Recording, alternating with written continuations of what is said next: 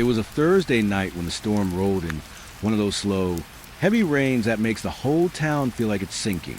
I was halfway through my shift, parked near the diner on Highway 37, listening to the rain drum on the roof of my cruiser. The dispatch radio was mostly quiet, just a low hiss of static and an occasional weather update. I remember thinking how peaceful it felt, and how peace never lasts long out here. Then the call came through. Unit 4-1, we got a possible vehicle stalled on Highway 37 near mile marker 12. Caller says it's been sitting there for over an hour. Headlights still on. I sighed, grabbed my flashlight, and keyed to my copy that, dispatch. I'm about 5 minutes out. The rain was coming down in sheets as I pulled onto the highway. The world outside looked silver and blurry under the flashing wipers. Every now and then, lightning lit up the trees, bare, black shapes swaying like they were whispering to each other. The tires hissed against the water, and the radio crackled softly beside me. When you've been on duty long enough, you learn that nothing good ever waits by the side of the road at midnight. People think cops get used to it, the accidents, the arguments, the strange silences, but you don't. You just get quieter about it. I passed the 12-mile marker and slowed down. Through the rain, I saw it. A dark sedan sitting on the shoulder with its hazard lights blinking weakly. It looked empty from a distance. No movement, no figure waving for help. Just that steady flash of amber in the downpour. I parked behind it, angled my cruiser slightly, and left the lights on. The red and blue washed over the wet asphalt, bleeding into the storm like colored smoke. For a second, I just sat there listening. The rain against the windshield, the radio's hum, my own heartbeat. Something about the stillness didn't feel right. Dispatch, this is 4-1. I've got eyes on the vehicle. Looks like an older model, possibly gray or blue. Hard to tell in the rain. No movement inside yet. Copy, 4-1. Proceed with caution. I stepped out into the rain. Cold water soaked through my hat, slid down the back of my neck. The smell of wet dirt and engine oil filled the air. As I approached the car, my flashlight beam caught raindrops like falling glass. The driver's door was shut. Windows fogged from the inside. Sheriff's Department. I called out over the storm. You all right in there? No answer. I knocked on the window. Nothing. Just a muffled thud of rain and the hollow echo through the metal door. I leaned closer, trying to see through the fog glass. And for a moment, I thought I saw movement. Just a shadow shifting in the driver's seat. But when I wiped the glass with my sleeve, there was no one there. The car was empty. The keys were still in the ignition. Engine off. Headlights flickering like the battery was dying. A jacket lay on the passenger seat, and in the cup holder sat a half-empty thermos, still letting off a faint whiff of steam. Whoever had been here hadn't been gone long. I checked the ground around the vehicle. Muddy footprints led from the driver's side door toward the tree line. They stopped after a few feet, washed out by the rain. Beyond that, just darkness. Dispatch, be advised, I said into my radio. Vehicle's empty. Looks like the driver may have gone into the woods on foot. Copy that. Need me to send backup? I hesitated. Protocol said yes, but something in my gut said no. The storm was bad, and the nearest unit was 20 minutes out. If someone was hurt, they didn't have 20 minutes. I'll take a quick look. Keep me logged in. The woods press against the highway like a solid wall of black. I swept my flashlight across the trees, the beam cutting through mist and rain. Branches cracked in the distance. Small, sharp sounds carried on the wind. I called out again, voice straining against the storm. Sheriff's Department. You need help? No reply. I took a few steps off the shoulder, boots sinking into the mud. The light trembled slightly in my hand, catching glimpses of wet leaves and crooked trunks. That's when I saw it. Something pale between the trees, about 30 yards in.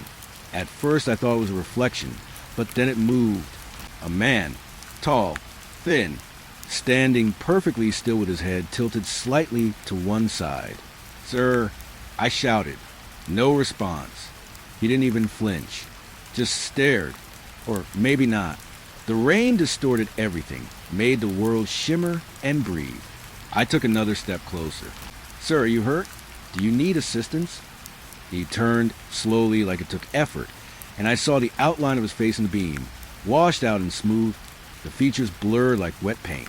And then, as the light touched him fully, he was gone. Not ran, not ducked, just gone. The space where he stood was empty, no branches breaking, no sound but rain. I stood there, frozen, trying to convince myself it was just poor visibility, the kind of trick your eyes play when you're tired and wet and alone. Still, I called it in. "Dispatch!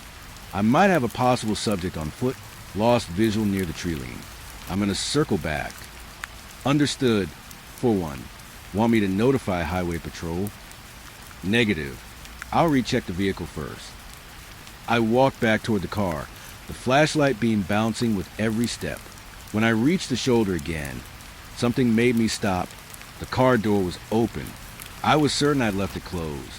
The interior light glowed faintly through the rain, and the jacket that had been on the seat was gone. The thermos, too. Only the keys remained. My throat went dry. I called out again, louder this time. "Sir, you need to identify yourself right now."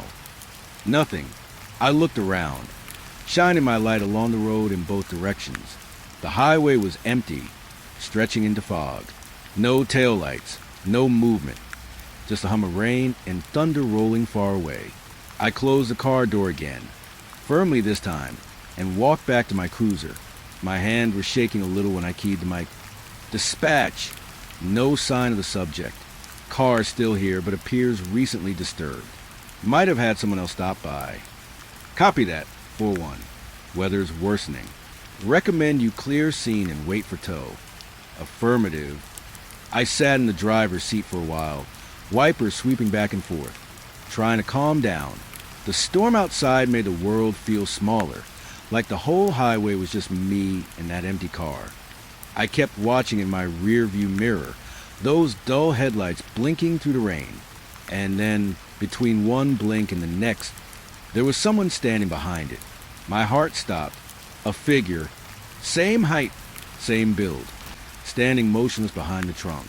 I turned my head, but by the time I looked directly, he was gone again, just the flashing lights and rain. I don't remember breathing for a while. Eventually, I called in the tow request and waited with my headlights pointed down the highway, watching the rain bounce on the beams like falling dust.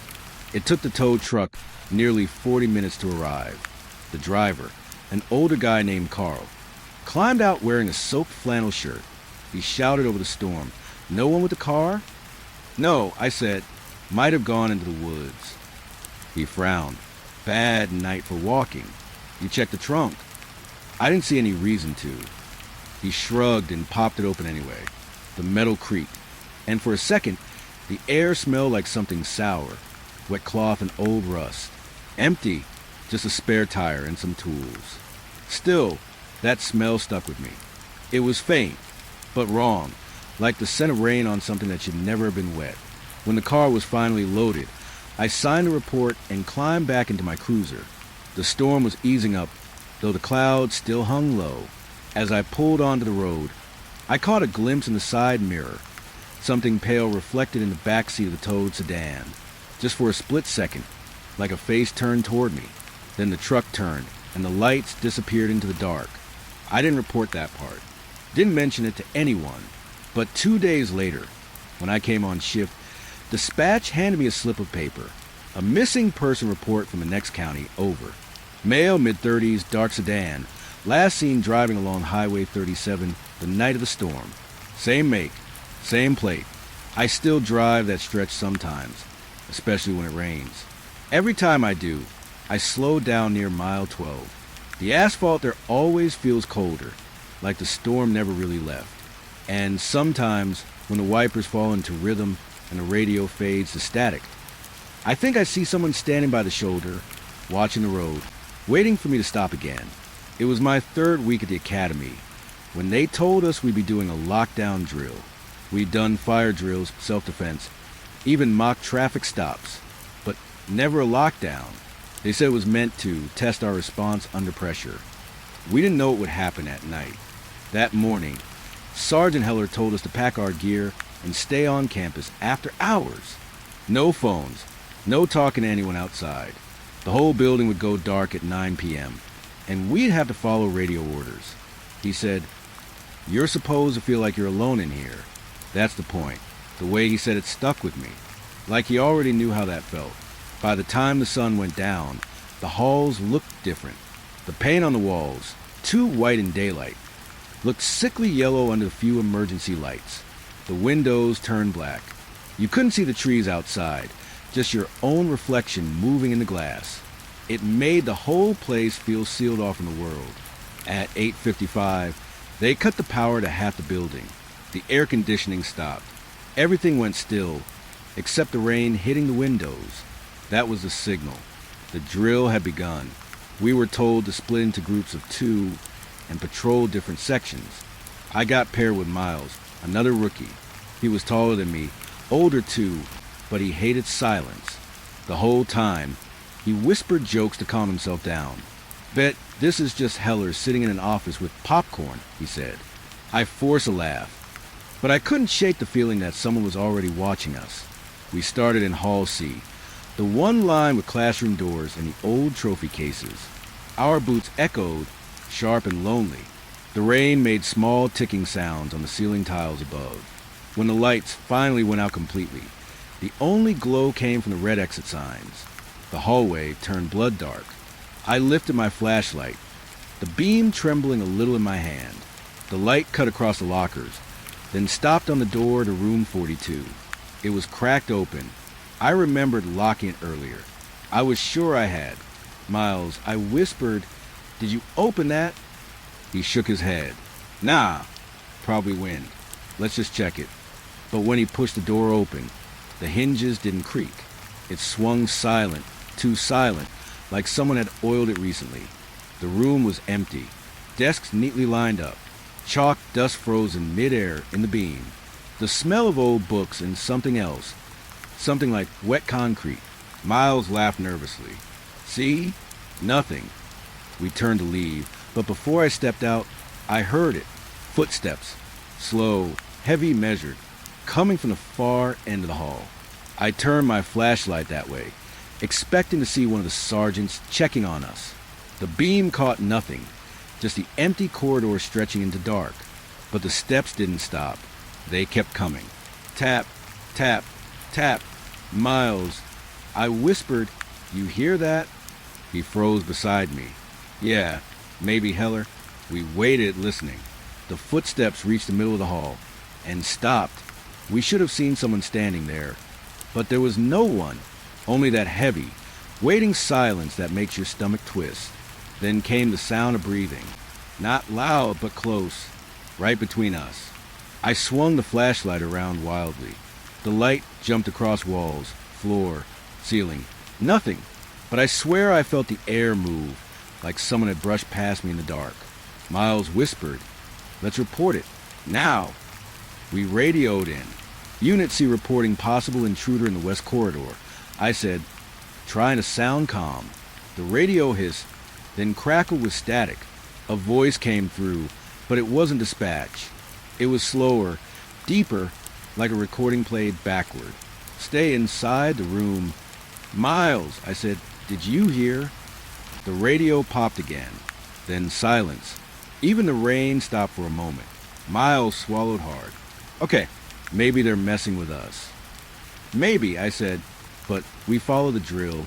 Lockdown means we secure in place." We stepped back into room 42 and locked the door. The window blinds rattled softly from the wind outside. Somewhere down the hall, a door slammed. Then another, then another. Miles whispered, "How many people are doing this drill?" 14, I said. "Then who's slamming all those doors?" I didn't answer. We waited, flashlights off. The room dark except for the thin red line under the door. Minutes dragged.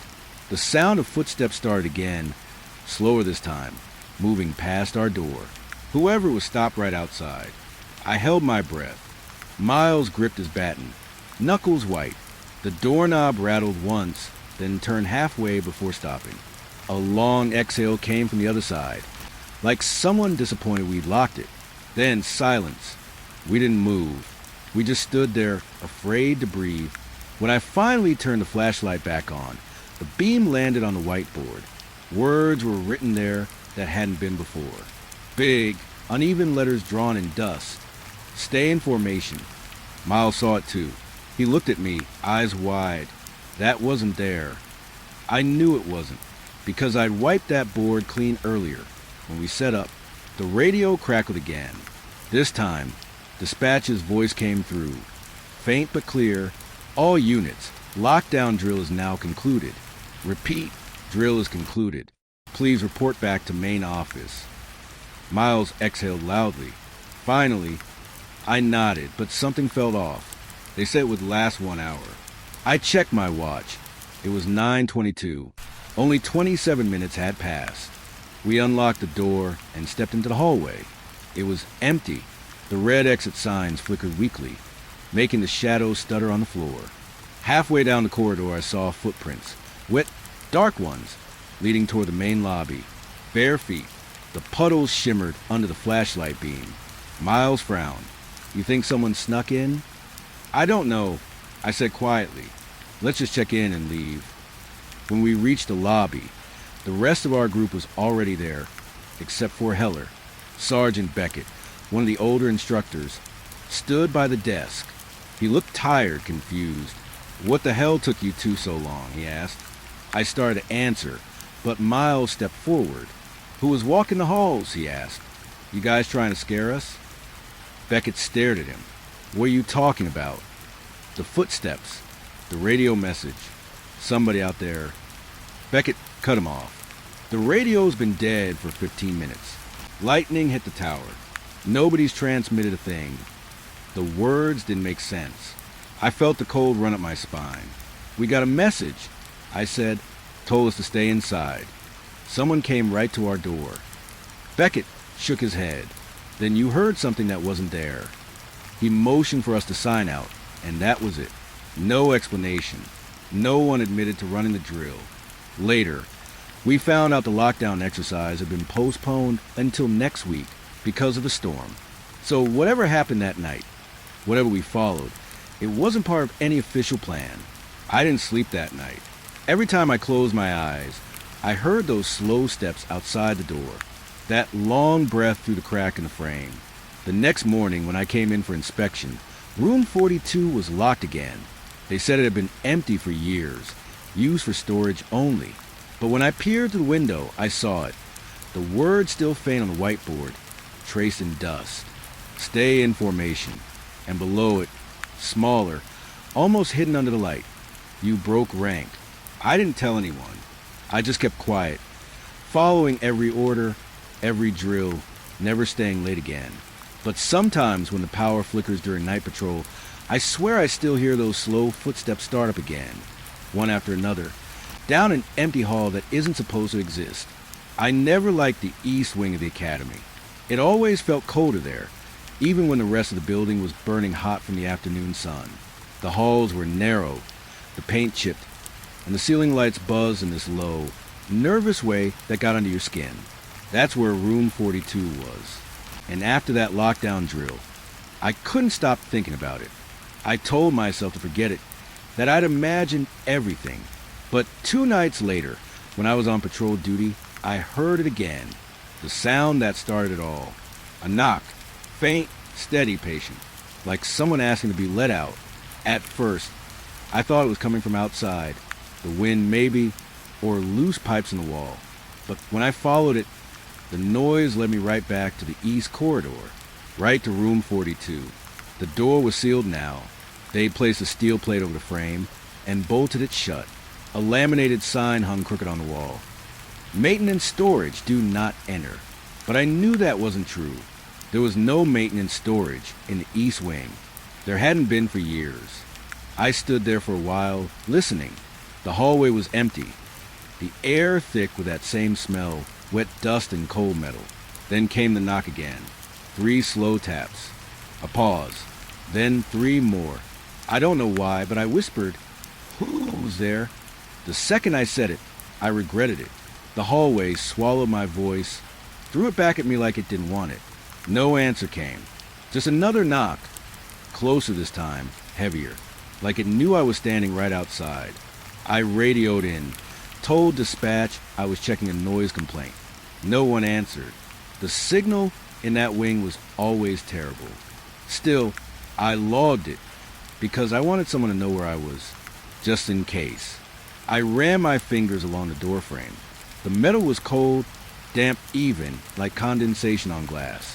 When I pressed my ear against it, I could hear something faint inside. It wasn't just knocking anymore. It was whispering, soft, rhythmic, almost like someone humming through their teeth. I stepped back. The logical part of me said to walk away. This was a sealed room, condemned years ago.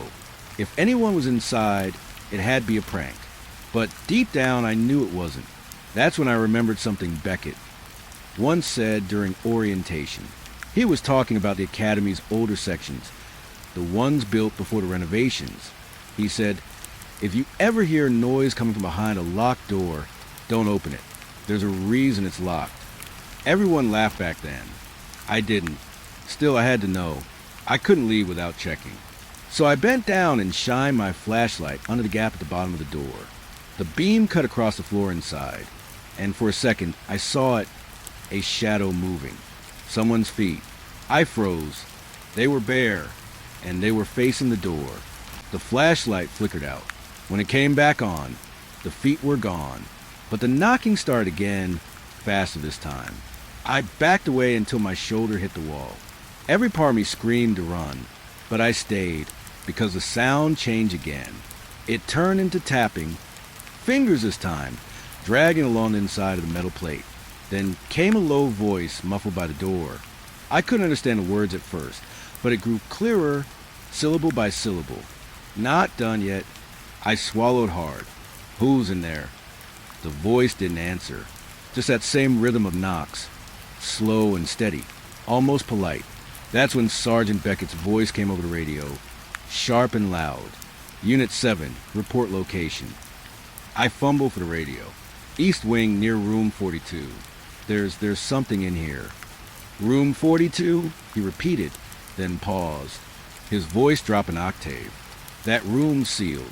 You stay away from it, you hear me? But someone's inside. I said, I can hear them. The radio hissed. Then, there's no one in there.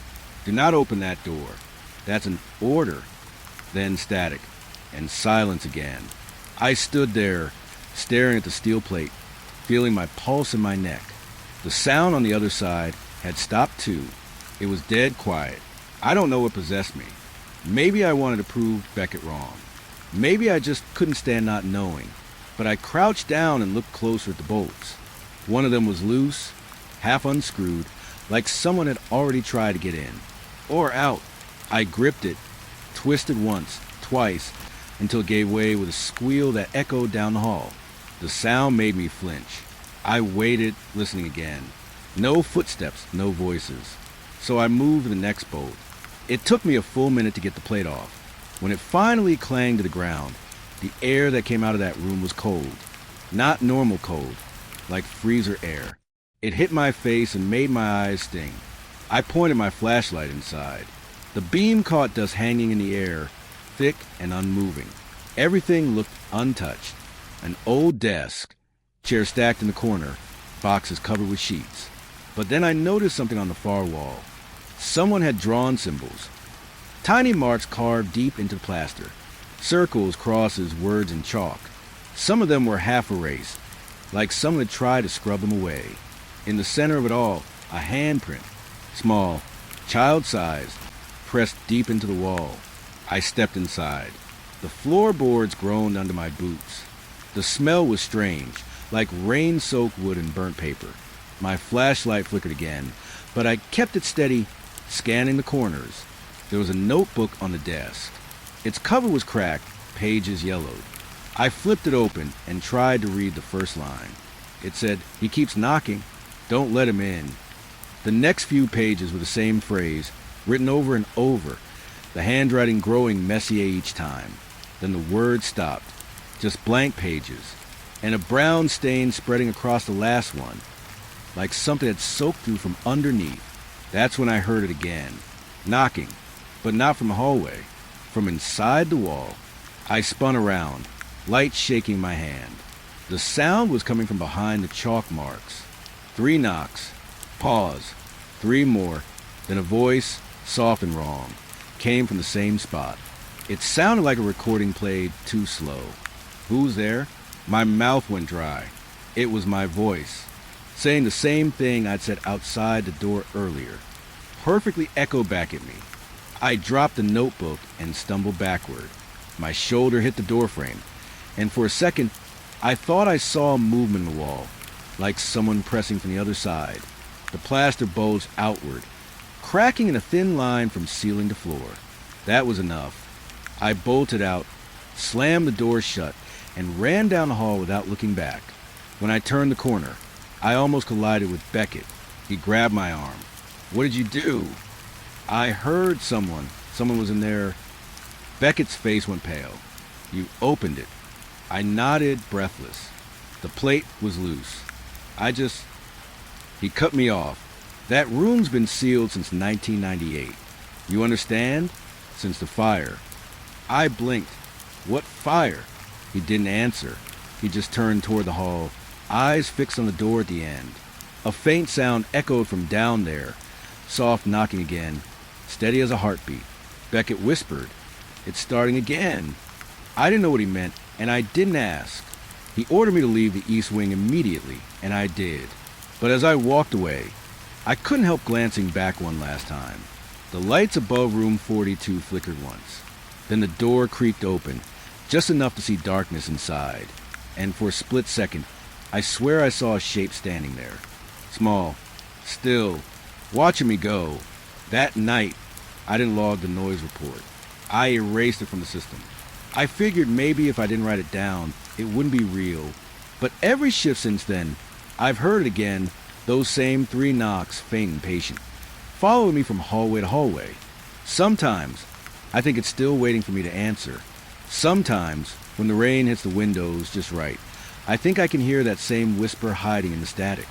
Not done yet.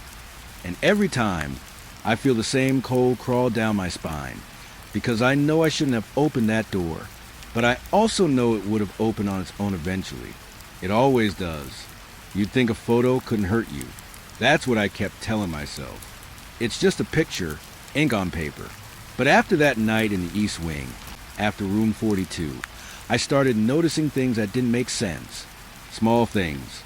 Faces in windows that shouldn't be there. Reflections that lingered half a second too long. It all came to a head the day they gave us our class graduation photo. Every cadet gets one, a wide shot of our whole year standing in front of the academy flag. It's tradition. You hang it in your locker, maybe frame it at home, proof that you made it through.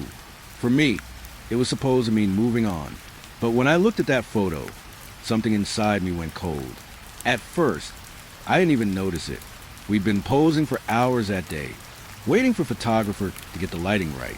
Rain clouds had rolled in again, thick gray, swallowing the sun. The photographer joked about bad omens, and we all laughed because that's what you do when you're nervous. You make it funny. But when the final photo came back from the printers, there was something wrong. Something I can't explain. There were 31 cadets in my class. I remember because Beckett drilled it into us. 31 bodies, 31 futures. But in the picture, there were 32. An extra person standing in the back row. I stared at it for a long time, thinking maybe it was a printing error or some weird shadow. But the longer I looked, the clearer it became. Someone was there. Someone who shouldn't have been. The figure was standing between me and Torres. We'd been shoulder to shoulder during the shoot. I remember that. But now, in the photo, there was a gap where none had been before. And in that gap stood a man. His face was blurred, not by motion, but like the camera refused to focus on him. His uniform looked old, older than ours, a different cut, darker shade. And his eyes, even through the blur, I could feel them staring straight at me. I asked Torres if he noticed it. He squinted, frowned, and laughed it off. Probably a double exposure, he said. But when I showed Beckett, his expression changed. He didn't say anything for a long time, just kept staring at the photo. Then he quietly took it from my hands and said, "Don't show this to anyone else." I remember asking him, "Why? Who is that?" He looked up, and for the first time since I'd known him, he looked afraid. "Where did you get this?" he asked. "The academy handed them out." I said, "Why?" Beckett didn't answer. He just folded the photo and slipped it into a file on his desk. "Forget you saw it," he told me. "That's an order." But I couldn't forget. That face haunted me. Every time I closed my eyes, I saw it. Those blurred eyes locked onto mine. It wasn't just in the photo anymore. I started seeing him in other places. Once, during night patrol, I caught a reflection in the window by the gym. For a split second, there were two of me in the glass, one a few inches taller, standing right behind. By the time I turned around, the hallway was empty. Another time, I was showering after drills and saw a shadow through the steam, standing outside the curtain. When I pulled it open, there was no one there, just wet footprints leading to the door. It kept getting worse. Sleep became impossible. I'd wake up in my dorm hearing faint clicking noises, like camera shutters snapping in the dark. Sometimes I'd find my locker open in the morning, even though I'd locked it myself. And once, the graduation photo was sitting on my pillow, unfolded, smiling faces staring up. 32 again. I tore it apart, burned it in the sink, watched it curl and blacken until nothing was left but ash. But the next day, another copy showed up, taped to the inside of my locker. Only this time, the blurred face wasn't blurred anymore. It was clear, and it wasn't a stranger. It was me. My stomach dropped when I saw it. The me in the photo wasn't smiling like the others. My mouth was twisted, eyes hollow, like something had drained the life out of me. And my hand, it was resting on Torres's shoulder, even though in the real photo I hadn't moved. In this one, my hand looked wrong. Too pale, too thin. I took the picture to Beckett again. He didn't even look surprised this time. He just sighed and said, "I was hoping you wouldn't be next." "Next?" I asked, "What are you talking about?" He leaned back in his chair, eyes heavy. "Back in 1998, he said, "before the renovations, there was another class, 32 cadets, same as yours. Only one of them never graduated." I didn't say anything. I didn't have to. He went on. "There was a fire. Started in the East Wing, room 42. They found 31 bodies." He paused, rubbing his jaw. "The last one was never recovered. But every few years, he shows up again. In photos, recordings, security feeds. Always with a new class. Always standing where someone else should be." My mouth went dry. What happens to the person he stands next to? Beckett didn't answer right away. He just looked at me, really looked at me. "Torres," he said finally. "He's been missing since last night." I felt something inside me crack. I ran straight to the dorms. Torres's bed was made, locker untouched, but his shoes were still by the door. His graduation photo lay on the desk. I picked it up, and my hand started shaking. 32 faces again. But this time, Torres wasn't in it. He'd been replaced by the same blurred figure, the same uniform, the same pale eyes. I dropped the photo and backed away, heart pounding. I tried to tell myself it wasn't real, that Beckett was just trying to scare me. But when I looked at the photo again, the figure's head had turned just slightly. Now it was facing me, and I swear, even though the image was still, I saw its lips move. That night, I dreamed of the class photo. Except this time, everyone was smiling at me. Their eyes were gray and hollow, their mouths open too wide. And behind them, the man from room 42 stood perfectly still, one hand resting on my shoulder. I could feel the weight of it even after I woke up, a cold pressure, like fingers pressing through the fabric of my shirt. I didn't go back to the academy after that. I packed my things and left before sunrise. Didn't even turn in my badge. I figure if I left that place behind, maybe it would leave me alone. But last week, I got a letter in the mail. No return address. Inside was a photograph, our graduation photo. And there, in the back row, between two unfamiliar cadets, was that same man. Same uniform. Same hollow stare. Only this time, he wasn't looking at me. He was looking just past me, at something behind my shoulder. And when I took that photo out of an envelope, I noticed faint fingerprints on the edges. Smudged, damp, like someone had been holding it too tightly before sending it off. Like it had been passed through many hands to get to me. Now I keep it in a drawer I never open. But sometimes, late at night, I hear that faint clicking again, like a camera shutter, echoing in the dark. And when I glance at the mirror, I always see the same thing, just for a moment, a second reflection standing behind me, blurry, patient, smiling, waiting for the next photo. I still remember my first night in the dispatch room. It was supposed to be an easy shift, quiet, uneventful. Just me, a cup of stale coffee, and a wall of blinking radios. I was the new guy, barely 3 days in, still getting used to the hum of the equipment. There's a rhythm to dispatching. Voices come and go, codes, numbers, short bursts of life and fear. You learn to tell what's real panic and what's just noise. But that night, the noise became something else. It started around midnight. Rain was coming down hard, drumming against the roof like static itself. The storm made the radios hiss more than usual, a kind of background whisper that filled the silence between calls. Most of the units were already back at the station, roads too slick for patrol. So when the room went still, it felt peaceful for about 10 minutes. Then one of the old channels lit up, Channel 7. I almost didn't notice it, because that frequency hadn't been used in years. During orientation, the supervisor had told us, Channel 7's dead, don't touch it. It was reserved for a system that got decommissioned before I even applied. But that night, through the storm, I saw the light flicker green. And then I heard it, a faint voice, muffled by static. But there, Unit 12 requesting backup. I frowned, turned the volume up. Repeat, Unit 12, identify your location. More static, then a long, distorted breath. Mile marker 37, my stomach tightened. That was a highway just outside town, the one that ran past the old quarry. No one patrolled that stretch anymore, not since the road caved in years ago. Still, training kicked in. I checked the system. There was no Unit 12 logged in, no active calls in that area. Unit 12, say again. I said, do you need assistance? For a few seconds, all I heard was the rain. Then, they're in the road, can't move. The voice sounded wrong. Not scared exactly, but tired, dragged out, like someone who'd been whispering for hours.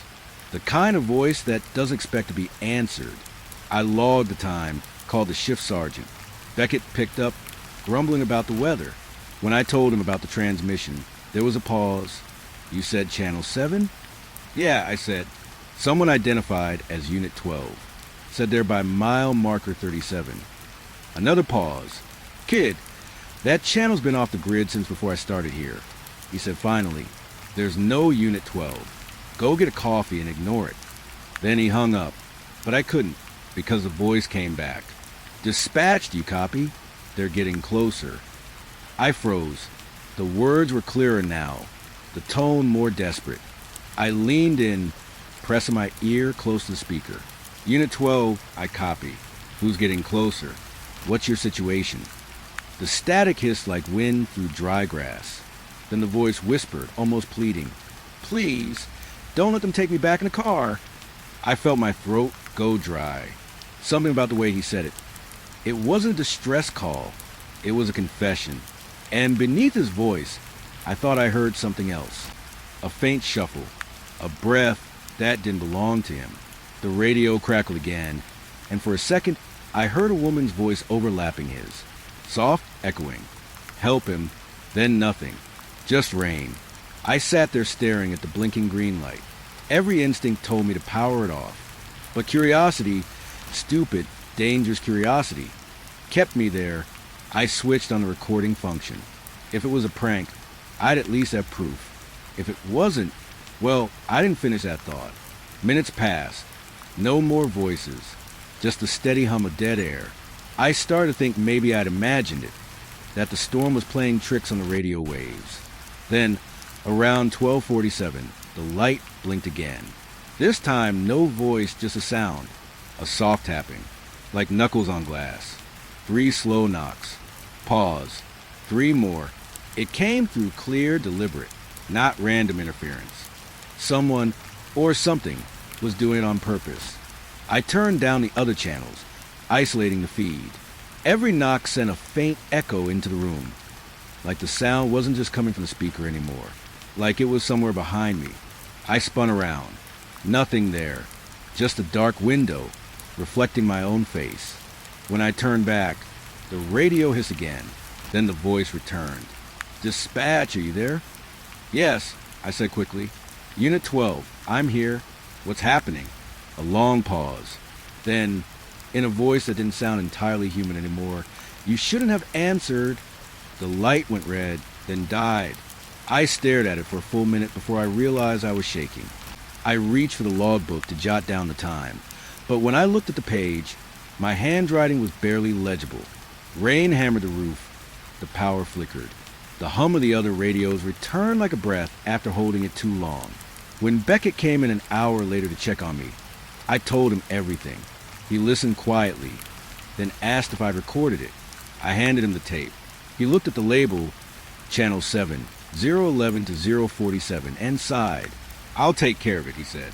But the way he said it, it wasn't reassuring. It was tired, like he'd heard it all before. The next morning, I came back early, curious. The radio logs had been wiped clean. Channel 7 was gone from the system entirely. When I asked Beckett, he just said, "Technical glitch."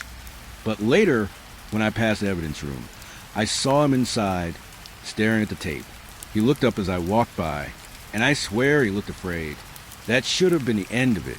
But a few nights later, the same storm rolled in again. The same time. The same rhythm of rain on the roof. And as I sat there alone, the silence started to feel heavy, like the whole room was waiting for something. Then the light flickered. Not Channel 7 this time. Channel 3. Active, in use. But no one was speaking. Just static. Then, faintly, a voice I knew too well. My own. "Dispatch, do you copy?" I froze. The voice kept repeating the same line. Quieter each time, buried under the static. It was me, saying the same words I'd spoken that first night. And over it, faintly, I heard the other voice again. "They're in the road. Can't move." I killed the power. Every light in the room went black. For a second, all I could hear was my heartbeat. Then 3 knocks from the glass behind me. I didn't turn around. I just grabbed my keys and left the building, rain pouring down, cold air burning my lungs. I didn't look back until I was halfway to my car. And when I did, I saw it in the dispatch window. Behind the glass, a silhouette stood by the radio, hand raised, head tilted, watching. The next day, Beckett told me the storm had knocked out the radio system for good. He said Channel 7 didn't exist anymore. Said I probably heard feedback, maybe a recording loop. I wanted to believe him.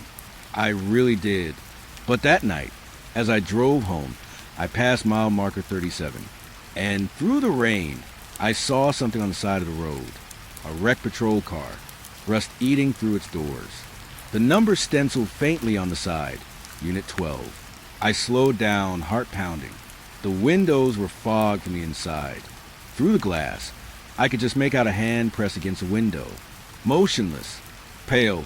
Then my radio crackled just once, and I heard my own voice whisper, "Don't let them take me back in the car." You learn, after enough nights in dispatch, that silence has its own kind of sound. It's not empty. It hums. It waits. Sometimes it even listens back. It was a Tuesday night, about 2 weeks after the static incident. I convinced myself what I'd heard that night was some fluke of weather.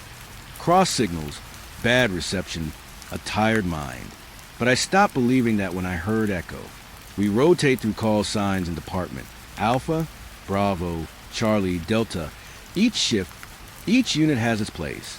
Echo hasn't been used in decades. That's what made it strange when it came through my headset.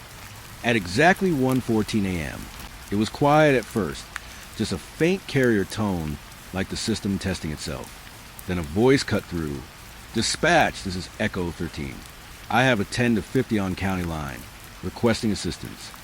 The words were clear, too clear, calm, steady, old school cadence, the kind you only hear on archival tapes. I stare at the console, half expecting someone to pop their head in laughing at the prank. But nobody did. The hallway outside was empty, lights dim for the night. Echo 13, say again, I said, voice shaking a little. Confirm your location? Silence. Then the same message, repeated word for word. Not live, a recording, or something pretending to be one. I checked the unit database. No Echo 13. No one on frequency. And that code 10 to 50. It meant vehicle accident. I ran the timestamp, cross-checked the frequency log. Channel registered as Legacy 4. That channel hadn't been active since 1987. That year stuck with me because during orientation, one of the older dispatchers, Ruth, had told a story about an officer who died in a car crash that year. His name was Deputy Frank Baines. Call sign Echo 13. I felt a chill crawl up the back of my neck. I whispered his name without thinking. Baines! And the radio hissed. Copy that, dispatch. I swear my heart stopped. He'd answered me.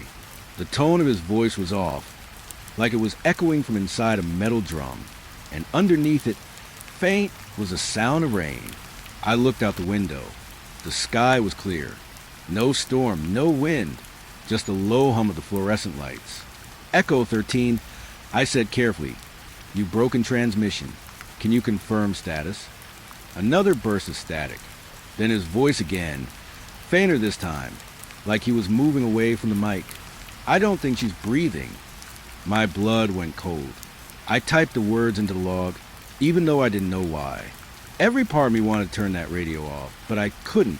Something about his tone, helpless, human, made me feel like if I stopped listening, something worse would happen. Echo 13, I said, what's your 20? He didn't answer that. Instead, I heard him talking to someone else. A woman. Her voice was broken, weak. Help me, please. Then a door slammed. A sharp metallic sound like a car door being forced open. The rain grew louder, soaking into the transmission until it filled my ears. And then silence. I sat there staring at the blinking green light. My pulse thudding so hard, I thought it had tripped the mic. I wanted to believe it was just a recording, maybe some old tape caught in the line. But I'd never heard static that real. When Beckett came in for the morning shift, I told him what happened. He gave me the same look as last time, half worry, half warning. Don't dig into the old files, he said. Some of them are better left closed. I asked him who Frank Baines was, but he didn't answer, just muttered something about bad roads and worse luck. That evening, after Beckett left, I stayed behind. I couldn't stop thinking about the way Baines said it. I don't think she's breathing. The kind of line that gets trapped in your head like a song you can't shake. I pulled up the archive case records. Sure enough, there it was. Incident number 871003. Single vehicle collision. County Line Road, near mile marker 19. Driver, Deputy Frank Baines. Passenger, unknown female. Both deceased at scene. The official cause? Brake failure.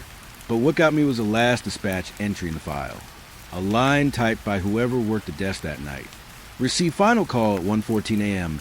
Echo 13, 10 to 50. Transmission incomplete. End of service. The exact words I'd heard. Down to the second. I should have stopped there. Closed the file. Gone home. Pretended it was coincidence. But I didn't. Instead, I pulled up the station signal tracker and filtered for Channel 4 frequencies. Only one ping came back. Weak, erratic, but traceable. It was coming from the north edge of the county, right near mile marker 19. So I drove. The road was empty, just a ribbon of black cutting through fields of frost. No moon, no wind, only the rhythmic chirp of the turn signal echoing inside the car. The closer I got, the weaker my reception got. Static bled into the speakers, even though the radio was off. Then, at exactly 1:14 a.m., my dash lights flickered, and his voice came through again. Dispatch, this is Echo 13. I have a 10 to 50 on county line.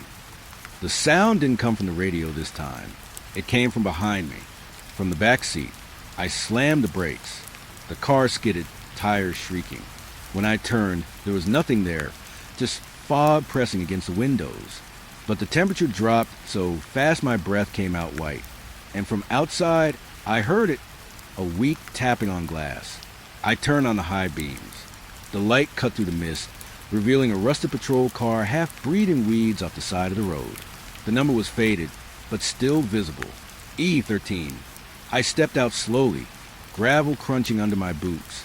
The air smelled like old rain and burnt metal. The windshield was shattered inward, and the passenger door hung half open. Inside, two shapes slumped against the seats, gray, still, swallowed by time. I told myself it was just wreckage, but my hands wouldn't stop shaking. The radio inside the old cruiser buzzed to life, and then I heard myself through it. Echo 13, say again, confirm your location. My own voice, from hours earlier. The mic crackled, and over it, Baines's voice whispered, closer now, like he was right beside me. I told you not to follow the signal. The radio went dead. I stumbled back toward my car, my breath fogging in short bursts. The field was silent again, no insects, no wind. Only the faint creak of the patrol car, settling deeper into the mud. I didn't even notice the marks on the road until I reached the highway. Fresh skid lines. Two sets, one ending where I'd parked, the other leading into the trees. When I got back to the station, I didn't tell Beckett what I'd seen. Didn't mention the tape or the voices or the car, but I checked the recording logs again. The call was still there. Time-stamped exactly 1:14 a.m. The file name read, Echo 13 recovered. Only, when I tried to play it, the system crashed. The entire console rebooted itself. And when it came back online, the file was gone. That night, I went home and tried to sleep. But around 1:14 a.m., my home radio, an old scanner I'd forgotten to unplug, clicked on by itself. Static filled the room.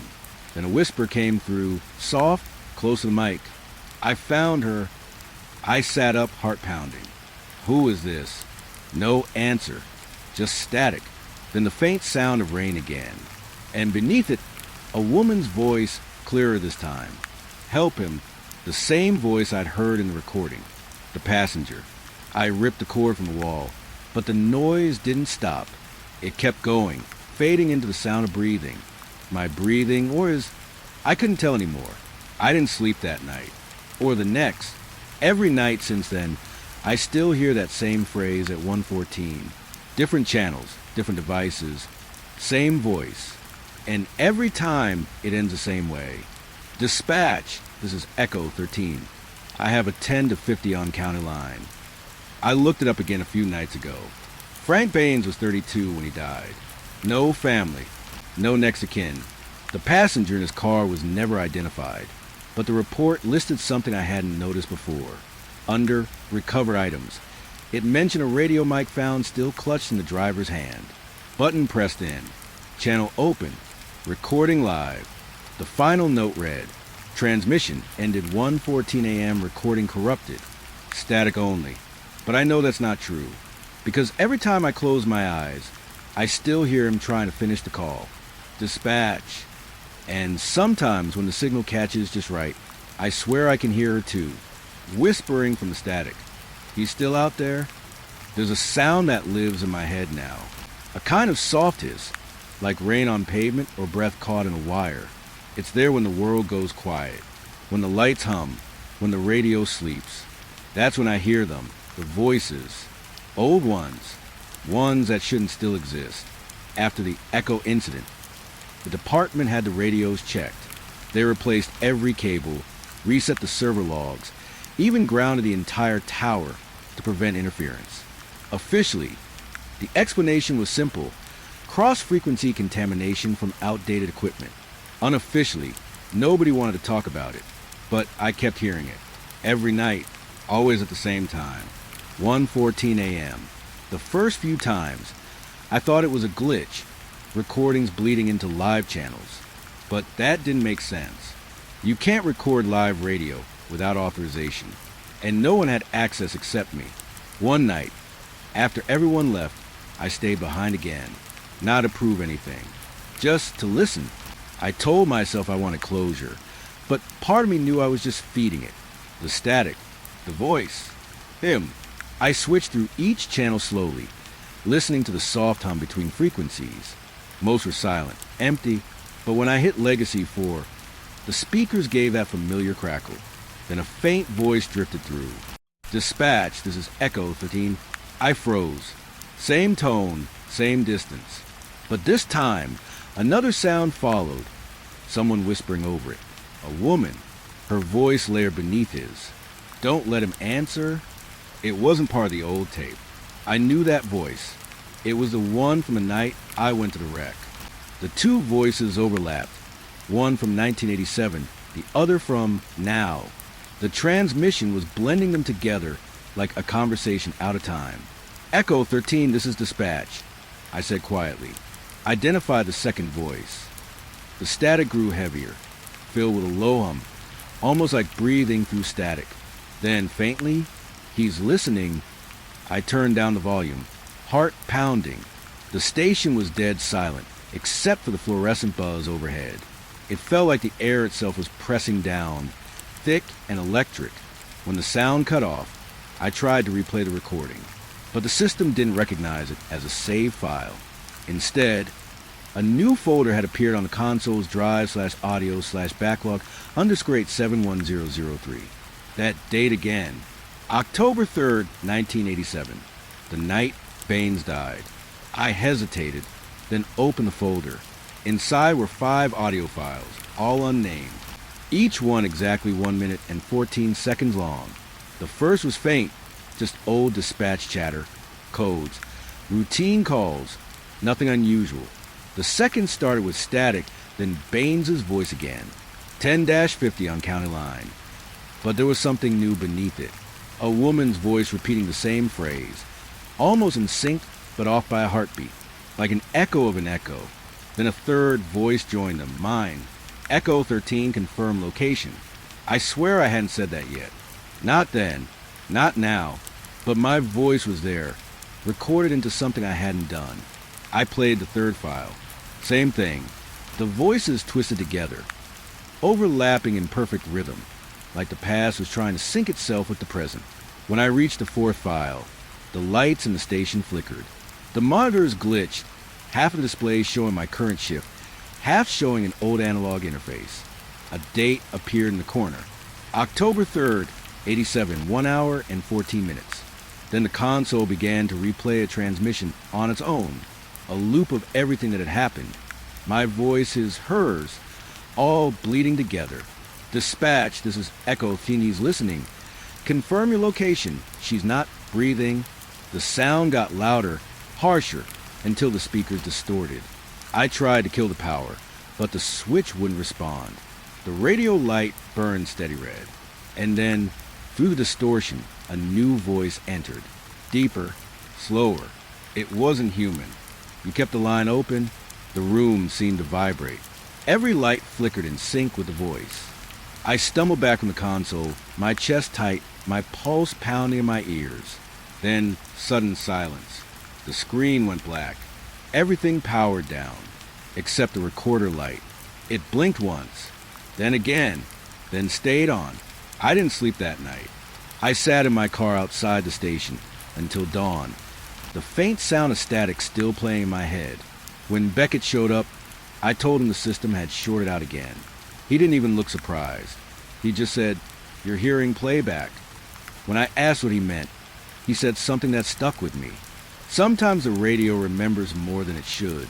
The air doesn't forget things that end badly.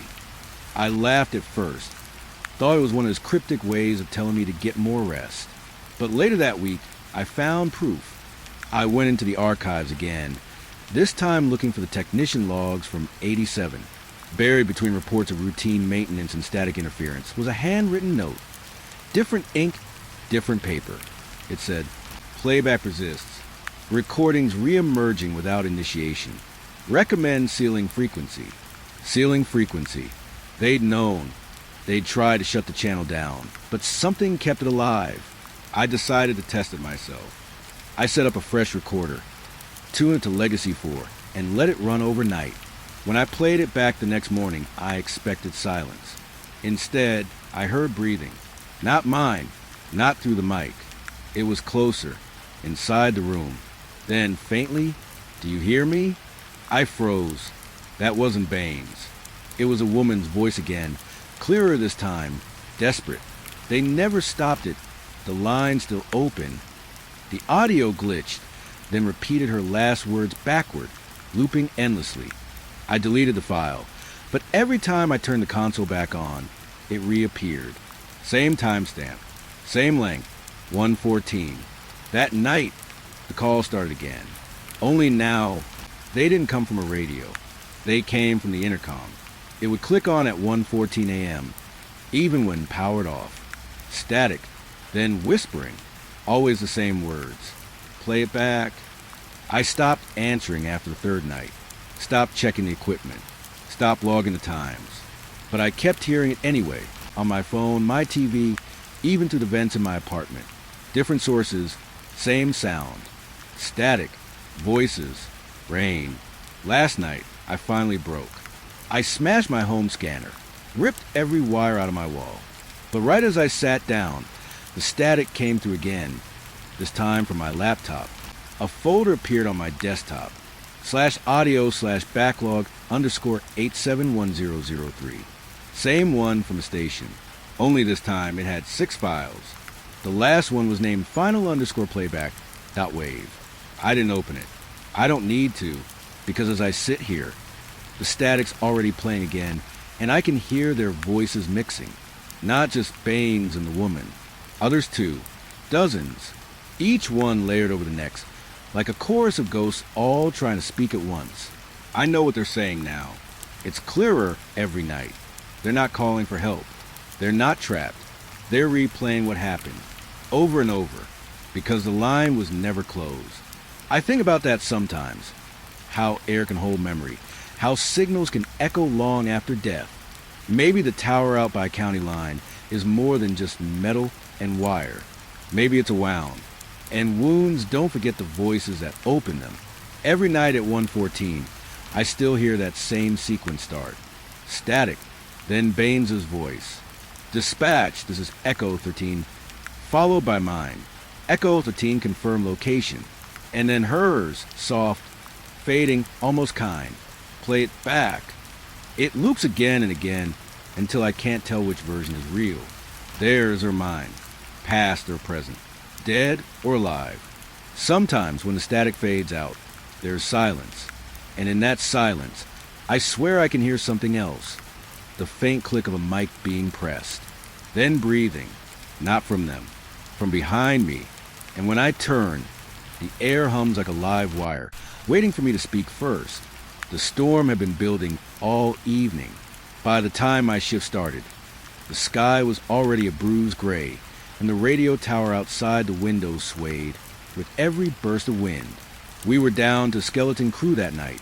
Just me, a sergeant in the back office, and the rain. The power flickered twice before midnight. Each time, the monitors blinked off for a second too long, and I could see my own reflection in the dark glass. Every shift I'd done since joining dispatch had felt the same, quiet, repetitive, safe. But that night, I don't know how else to say it. Something in the air felt wrong, like the whole building was holding its breath. It started around 12:47 a.m. The lightning had just flashed outside when the console flickered again. For a heartbeat, I thought it died for good, but then every single line on my board lit up red. Every single one. For anyone who's never sat behind a dispatch console, that's not supposed to happen. There are dozens of call signs, each one representing a patrol unit, an officer, an active car out there in the field. But most of them have been inactive for decades. I stare at the screen, blinking through the list as it scrolled faster than my brain could process. Unit 2A, Unit 3B, Unit 7F, Unit 10E, dozens of codes, old ones I'd only seen in archive records. Then, through the static, a voice came in, low, muffled, Dispatch, this is Unit 9. Officer down, need backup. At first, I thought it was a prank. We had kids break into old radio frequencies before, thinking it was funny, but the sound, the texture of that voice was wrong. It didn't sound like someone on a modern mic. It was thin, distant, like it had traveled through a tunnel that didn't exist anymore. I leaned toward the mic. This is Central Dispatch. Unit 9, what's your location? Static filled the air. Then the same voice, almost trembling. Route 17, officer down. Send help. Please. The hairs on my arm lifted. Route 17. That highway had been shut down since the late 80s, after a mudslide took out half the road. And Unit 9 had been part of the department I'd only read about in our old reports. I pulled up the database just to be sure. The last record for Unit 9 was from April 14th, 1987. Officer's name, James Harlan. Status, deceased in the line of duty. The note beside it read, no backup received. My mouth went dry. I could hear the storm hammering against the roof, and every thunderclap made the fluorescent light above me flicker. I pressed the mic again, voice unsteady. Unit 9, who am I speaking to? No answer, only static, and beneath it, what sounded like breathing. Not calm, steady breathing. Panicked, hurried, like someone trying not to be heard. They didn't come, the voice whispered. They left me here. That's when the first pop sounded from the hall, like a breaker flipping. The lights dimmed, the radio hissed, and every call sign on my board began lighting up again, one by one. Unit 1A, Unit 3C, Unit 12B, names I didn't know, numbers that shouldn't exist anymore. Then all the red lights began flashing in sync. Every one of them was calling the same thing. A phrase repeated over and over, weaving together into one impossible chorus. Unit down, requesting backup. Unit down, requesting backup. Over and over, layered voices, men, women, crackling through frequencies older than me. It felt like the room itself was vibrating. The sergeant came rushing in, rubbing his eyes, half awake. What the hell's going on in here?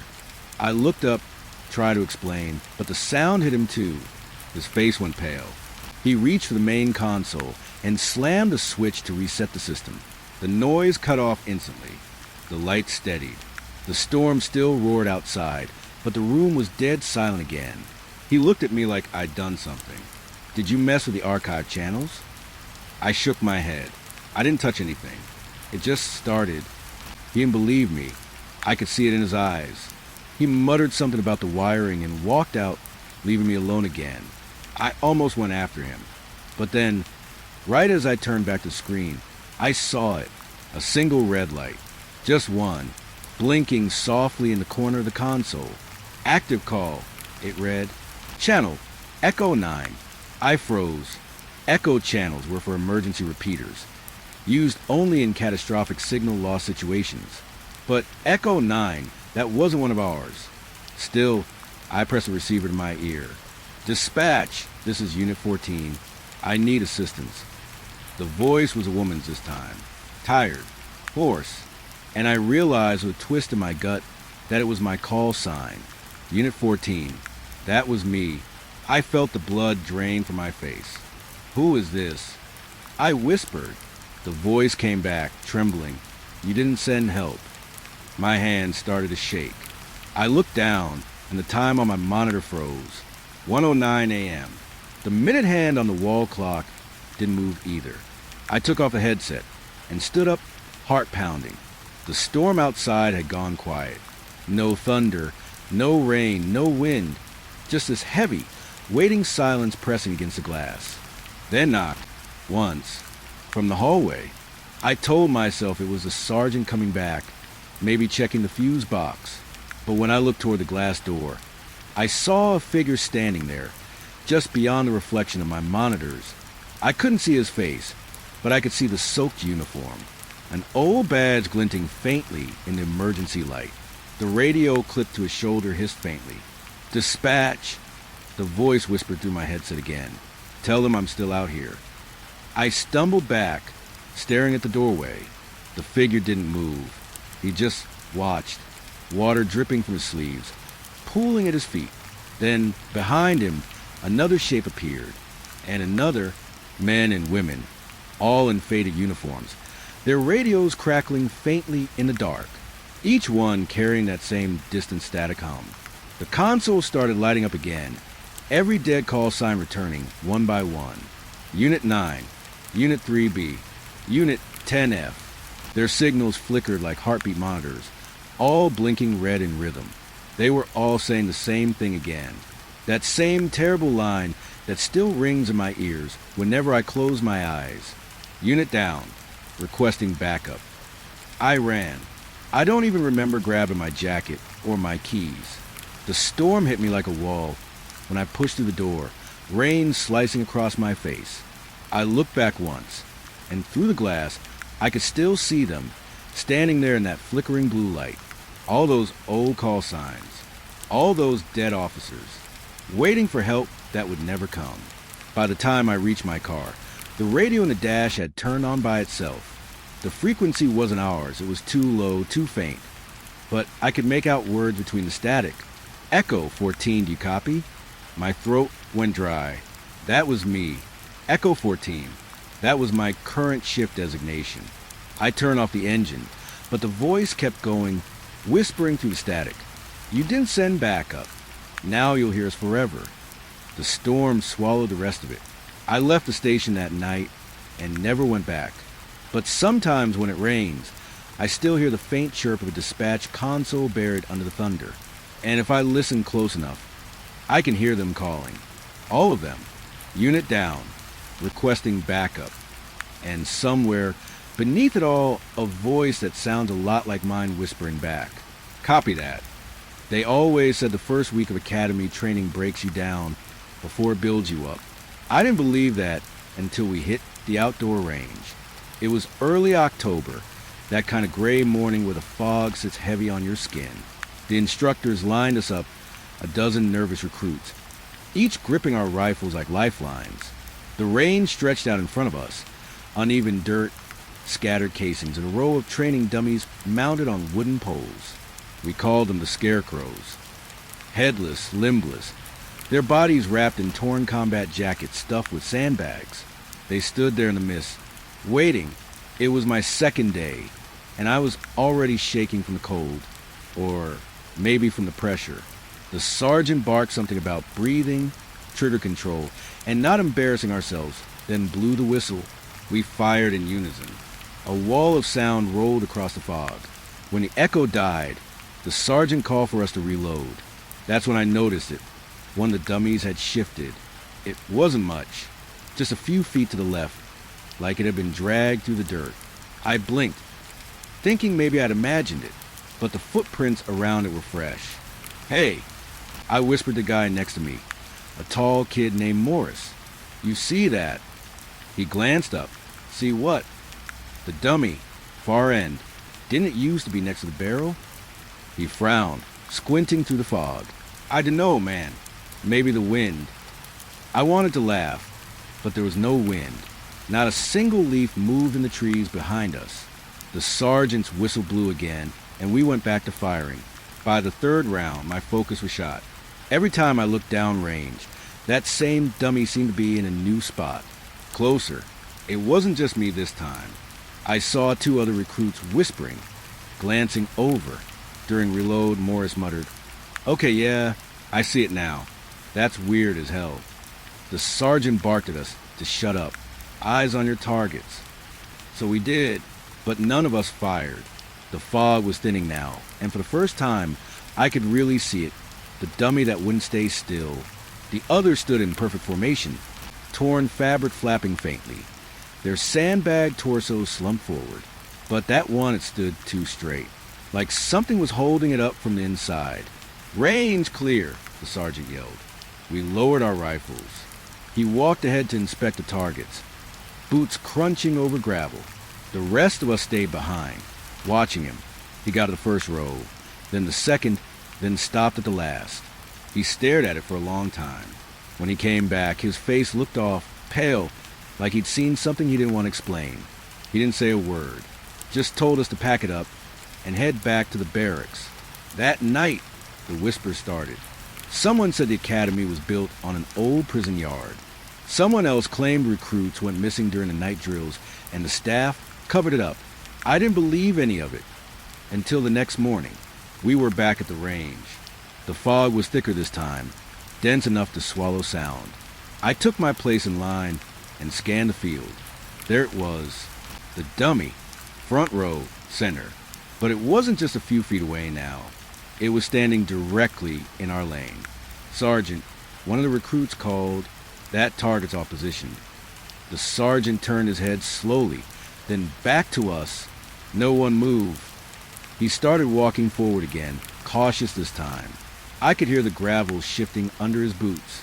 When he reached it, he stopped just a few feet away and tilted his head. Then he touched it. The fog swallowed his hand for a second. When it cleared, I saw the dummy's arm had fallen off. It wasn't stuffed with sand. It wasn't even cloth. It was something else. He jerked back so fast his hat fell off. "Back up," he shouted. "Everyone back up now." We stumbled over each other trying to get away. Morris whispered, "What the hell's happening?" The sergeant didn't answer. He just stood there staring at the ground.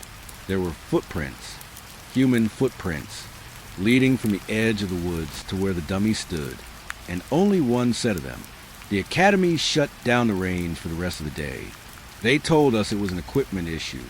But that night, the security lights outside the barracks started flickering, and when I looked out the window, I saw something standing in the field again. It was too far to make out details, just a dark outline between the trees. Still, I knew it was the same shape, the same crooked shoulders, the same tilt of the head.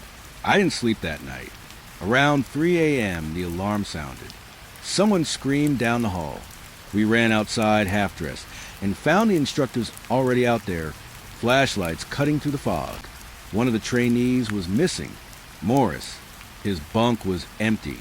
His boots were gone. They found his rifle propped against a fence at the range the next morning.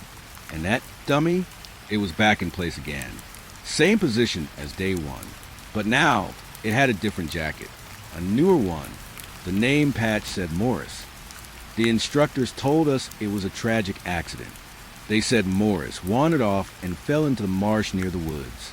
But none of us bought that. Not after what we'd seen. We finished training a week later. They never let us back on that range. But on the last day, I walked there anyway, just to see for myself. The fog was thinner now. The dummies were gone, all except one. It stood near the center of the field, half leaning, half upright. Someone had pulled most of the jacket away, revealing the frame beneath. I don't know why, but I walked closer. The pole that was supposed to hold up was gone. The thing was standing on its own. Its boots were caked with mud, and on the inside of the jacket, I saw handprints, pressed from within.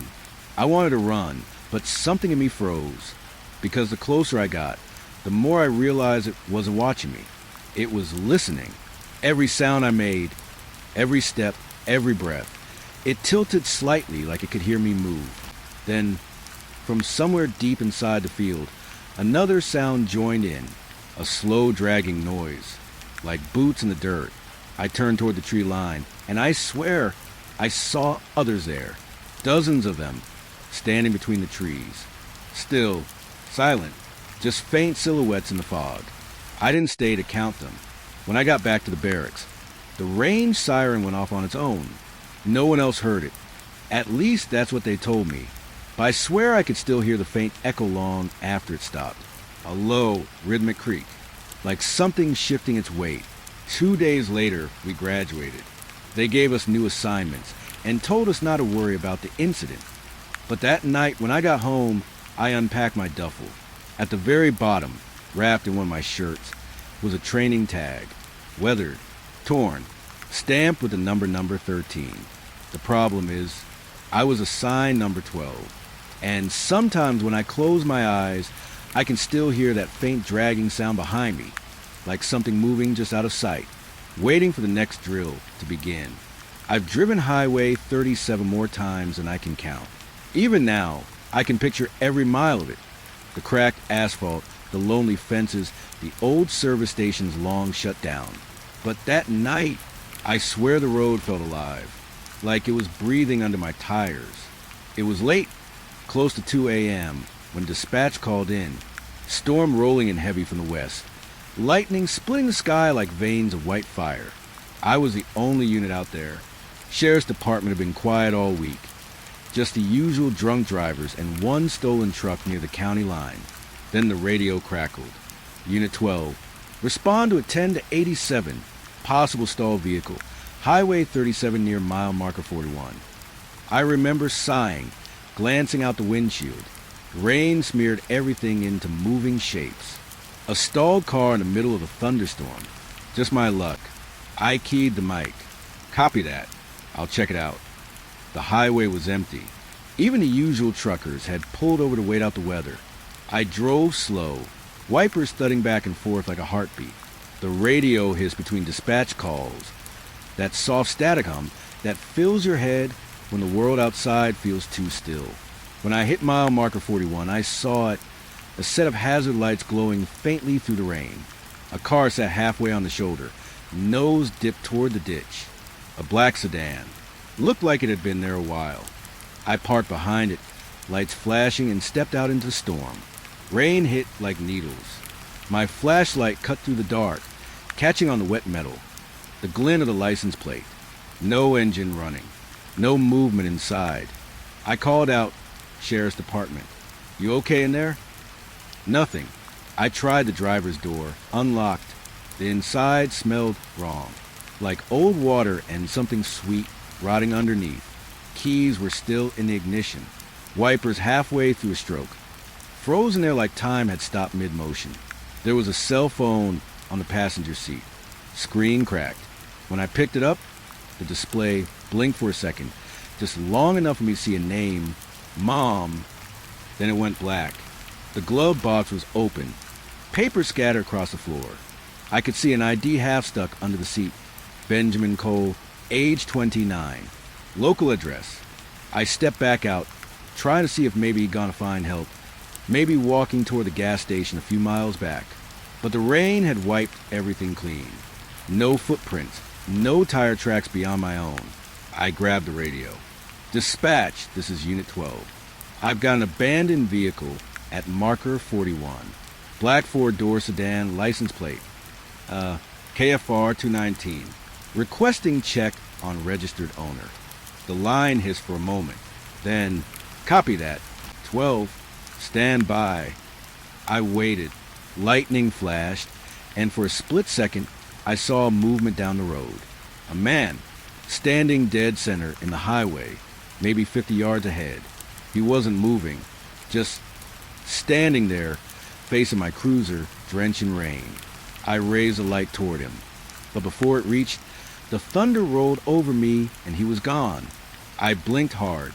My pulse kicked up. Maybe a trick of the lightning. Maybe not. The radio cracked again. Unit 12, registered owner Benjamin Cole. Reported missing 6 days ago. Last seen heading south toward Redfield. You say you found his car? My throat went dry. Yeah, I said quietly. That's affirmed. Car's here, but no sign of him. Copy. Send in your location. We'll dispatch backup. I gave the coordinates, then turned my light back toward the highway. Empty. I told myself I was imagining it. Long shifts do that. Your brain fills the silence with ghosts. But when I turned back to the car, I noticed something new. The rear door. It was open. I know it was shut before. I remember checking it. Rain pooled on the back seat, soaking the upholstery. And there, in the middle of it, was a handprint, pressed into the leather. Small, not a man's hand. Too thin, too long in the fingers. I took a step back. My flashlight trembled. The radio hissed again, but this time it wasn't dispatch. It was static.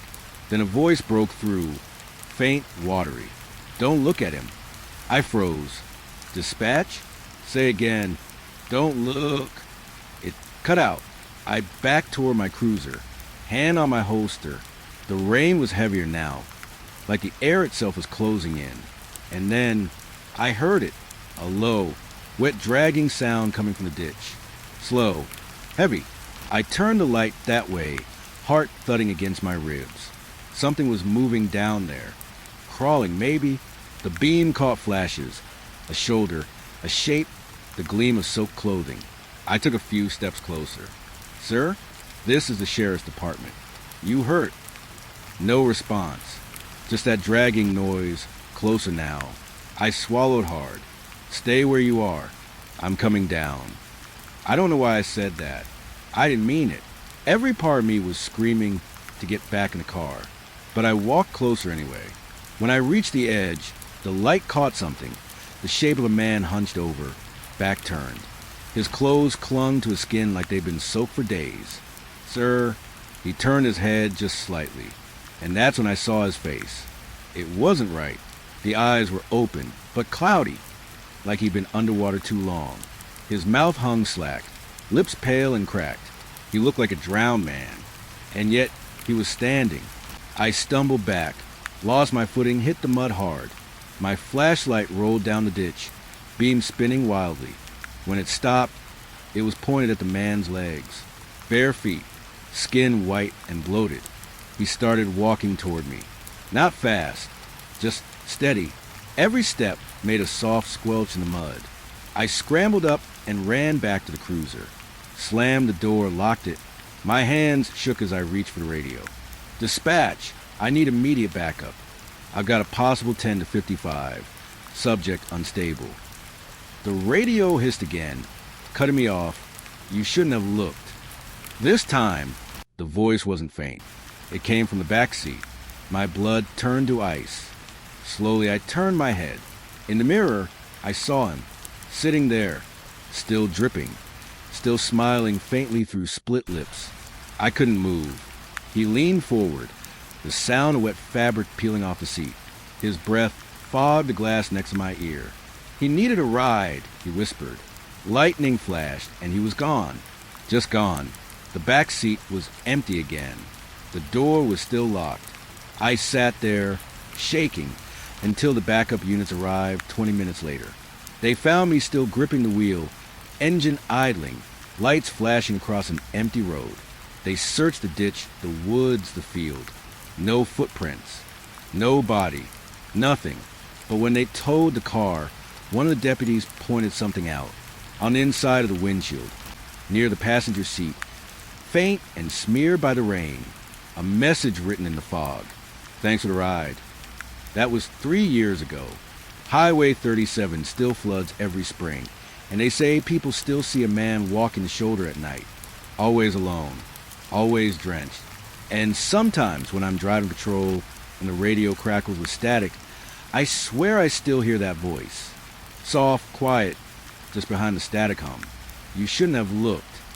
It was supposed to be a normal day at the range. Just me and Mark. We've been doing weekend shoots since academy days. Back when things were simpler, when the loudest noise in our lives came from a rifle, not the things we carried home in our heads. That morning, the sun was pale and weak. A dry wind carried dust across the training yard. Rows of old dummies stood waiting. Torn canvas faces, bullet holes for eyes. The kind of place that smells like gunpowder and sweat. Mark was already setting up when I pulled in. He had his usual grin, that half-crooked smile he used whenever he wanted to hide something. Late again, he said. Yeah, well, some of us don't live here. I shot back. We laughed, but it didn't feel right. He looked tired, pale under his eyes, hands twitching a little when he loaded his rifle. I thought maybe it was stress. Maybe he hadn't slept. We set up our targets. 10 dummies lined up across the berm, silent and still. The wind pushed their arms slightly, making them sway. It always looked like they were breathing. We started shooting slow, just warming up one shot at a time. Brass shells clinking in the dirt. After a while, I noticed Mark wasn't talking much. Usually, he'd crack jokes, comment on my aim. But that day, he just stared down range like he was waiting for something. Hey, I called out, you good? He didn't answer, just reloaded, shoulder stiff. I tried to ignore it, kept firing. 10 rounds, reload, 10 more. That's when I noticed one of the dummies had moved. It was subtle, maybe a few inches to the left, but I know what I saw. I'd lined my shots perfectly before, and now the spacing was off. Did you move the targets? I asked. Mark didn't even look at me. No, he was staring at that same dummy, the one on the far right. Its head was tilted now, hanging slightly forward. The cloth face had darkened from the dust and sun, but for some reason, I couldn't stop looking at it. Something about it felt wrong. Mark, I said again, you see that? He blinked, then turned toward me slowly. His voice was quiet. Just keep shooting. Something about the way he said it, like it was a suggestion, made my skin crawl. So I did. We kept firing, round after round. And every time I looked up, the dummy had shifted again. By the fourth reload, it was leaning forward like it was watching us. By the fifth, its arms weren't hanging limp anymore. They were bent slightly, like it had started to stand.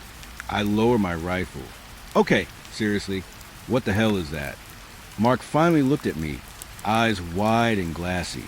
He whispered, "Don't look at it." "What?" He shook his head. "Just don't." Then he raised his rifle and fired. Once, twice, 3 times. All hits. Center mass. The dummy rocked with each shot, fabric tearing apart. But it didn't fall. It just straightened up again. And that's when I heard it. A faint sound between the gunshots. Wet, broken breathing, coming from the direction of the berm. I froze. "Mark," I said, my voice cracking. "There's someone out there." He didn't respond. He just kept firing until his mag clicked empty. Then he dropped it, grabbed another, and nothing. He was gone. I blinked, turned to where he'd been standing, but there was only his rifle on the ground, steam rising from the barrel. The sound of the wind filled the silence.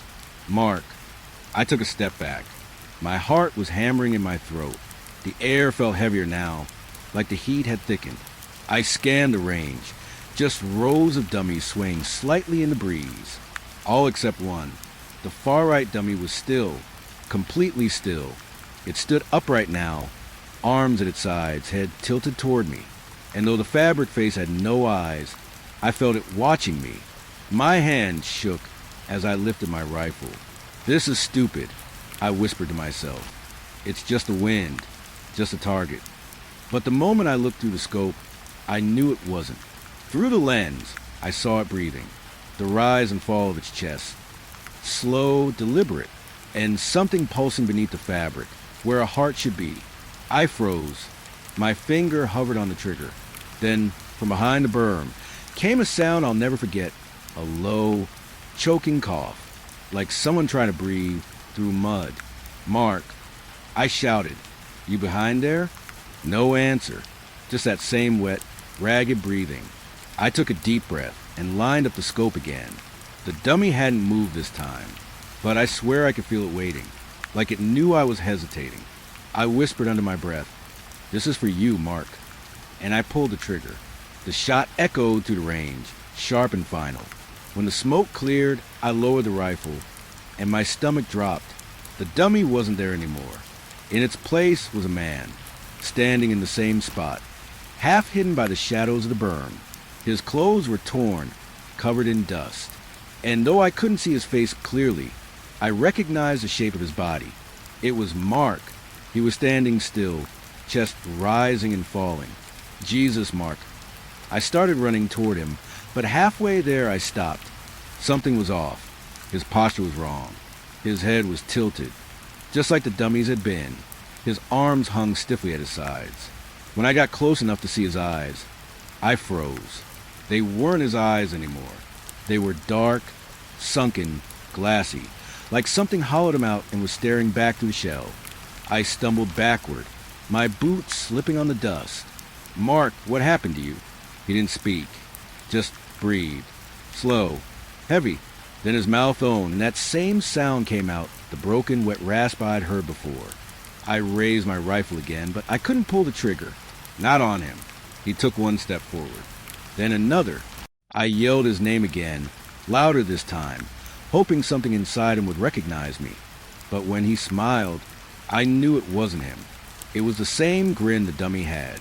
Crooked, empty. And then, as lightning cracked in the distance, he whispered something so faint I almost thought I imagined it. "Your turn." I fired. Once, twice, 3 times. Each shot hit, but he didn't fall. He just stood there, swaying slightly, breathing through a chest full of holes. Then he stopped and dropped. I didn't move for a long time, just stared at where he'd fallen. When I finally walked up to him, there was no body, no blood, nothing but torn fabric and straw spilling out of an empty canvas shell. It was one of the dummies, the same one that had been on the far right. The wind picked up, dragging bits of straw across the dirt. My ears rang. My hands wouldn't stop shaking. I looked around, half expecting to see Mark laughing, hiding somewhere behind the targets. But there was no one. The sun was starting to set, turning the berm red. I packed my gear, loaded my truck, and drove out of there without looking back. Later that night, I tried calling him. No answer. No voicemail. Nothing. The department said he'd never signed in that morning. No one else had seen him since the week before. They searched the range, the woods, everything. All they found were spent casings. And one more thing. A single round still loaded in Mark's magazine. The last bullet.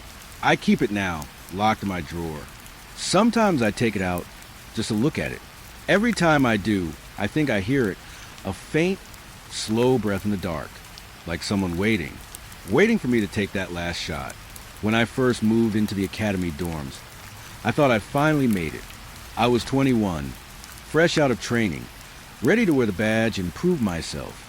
The dorm was old, built in the 70s, back when the academy was smaller. It creaked and groaned like an old man, especially at night. But they told us it was safe. Cleaned out, renovated, except for the top floor. The top floor was sealed. Nobody ever told us why, just that it wasn't in use. Maintenance, they said. But every night, without fail, someone walked up there. At first, I thought it was just nerves. The walls in that place were paper thin. You could hear people coughing 3 rooms down. The pipes rattled, the vents hissed. It was easy to mistake things for footsteps, but the sound was too steady, too heavy. It always started the same way, right around midnight. A slow step, then another, pacing from one end of the hall to the other, over and over. The ceiling above my bed would groan under the weight, the plaster cracking slightly each night. I remember the first time I mentioned it. It was during breakfast. "Anyone else hear that last night?" I asked. The guys looked up from their trays. "You mean the footsteps?" One of them said Jenkins, a second year. He said it so casually it made me freeze. "So you hear them too?" I asked. He nodded. "Everyone does. Don't worry about it. It's just part of the building." Part of the building. Right. But when I pressed a little more, the others got quiet. Jenkins shrugged it off, but I could tell he was lying. That night, I stayed up on purpose. I lay in bed, staring at the ceiling, waiting. The hallway lights outside my door flickered once, then steadied. The clock on my desk ticked softly in the dark. Then, right on cue, came the footsteps. They started at the far end, slow and even. The boards above me creaked, as if someone heavy was pacing back and forth. I held my breath, counting. 1, 2, 3. They stopped. The silence pressed down on me, thick as a blanket. I could hear my own pulse in my ears. Then the footsteps started again, directly above my bed this time. I sat up fast, heart pounding. The plaster dusted down from the ceiling, soft like ash. I wasn't imagining it. Someone was up there. I thought about going out, maybe checking the stairwell. But part of me didn't want to know. Part of me wanted to pretend it was nothing. The next morning, I asked one of the night guards about it. He was this old guy named Harris. Gray hair, wrinkled hands, always half asleep at his post. He chuckled when I brought it up. "Oh, you heard the walker, huh?" "The what?" "That's what we call it. The walker.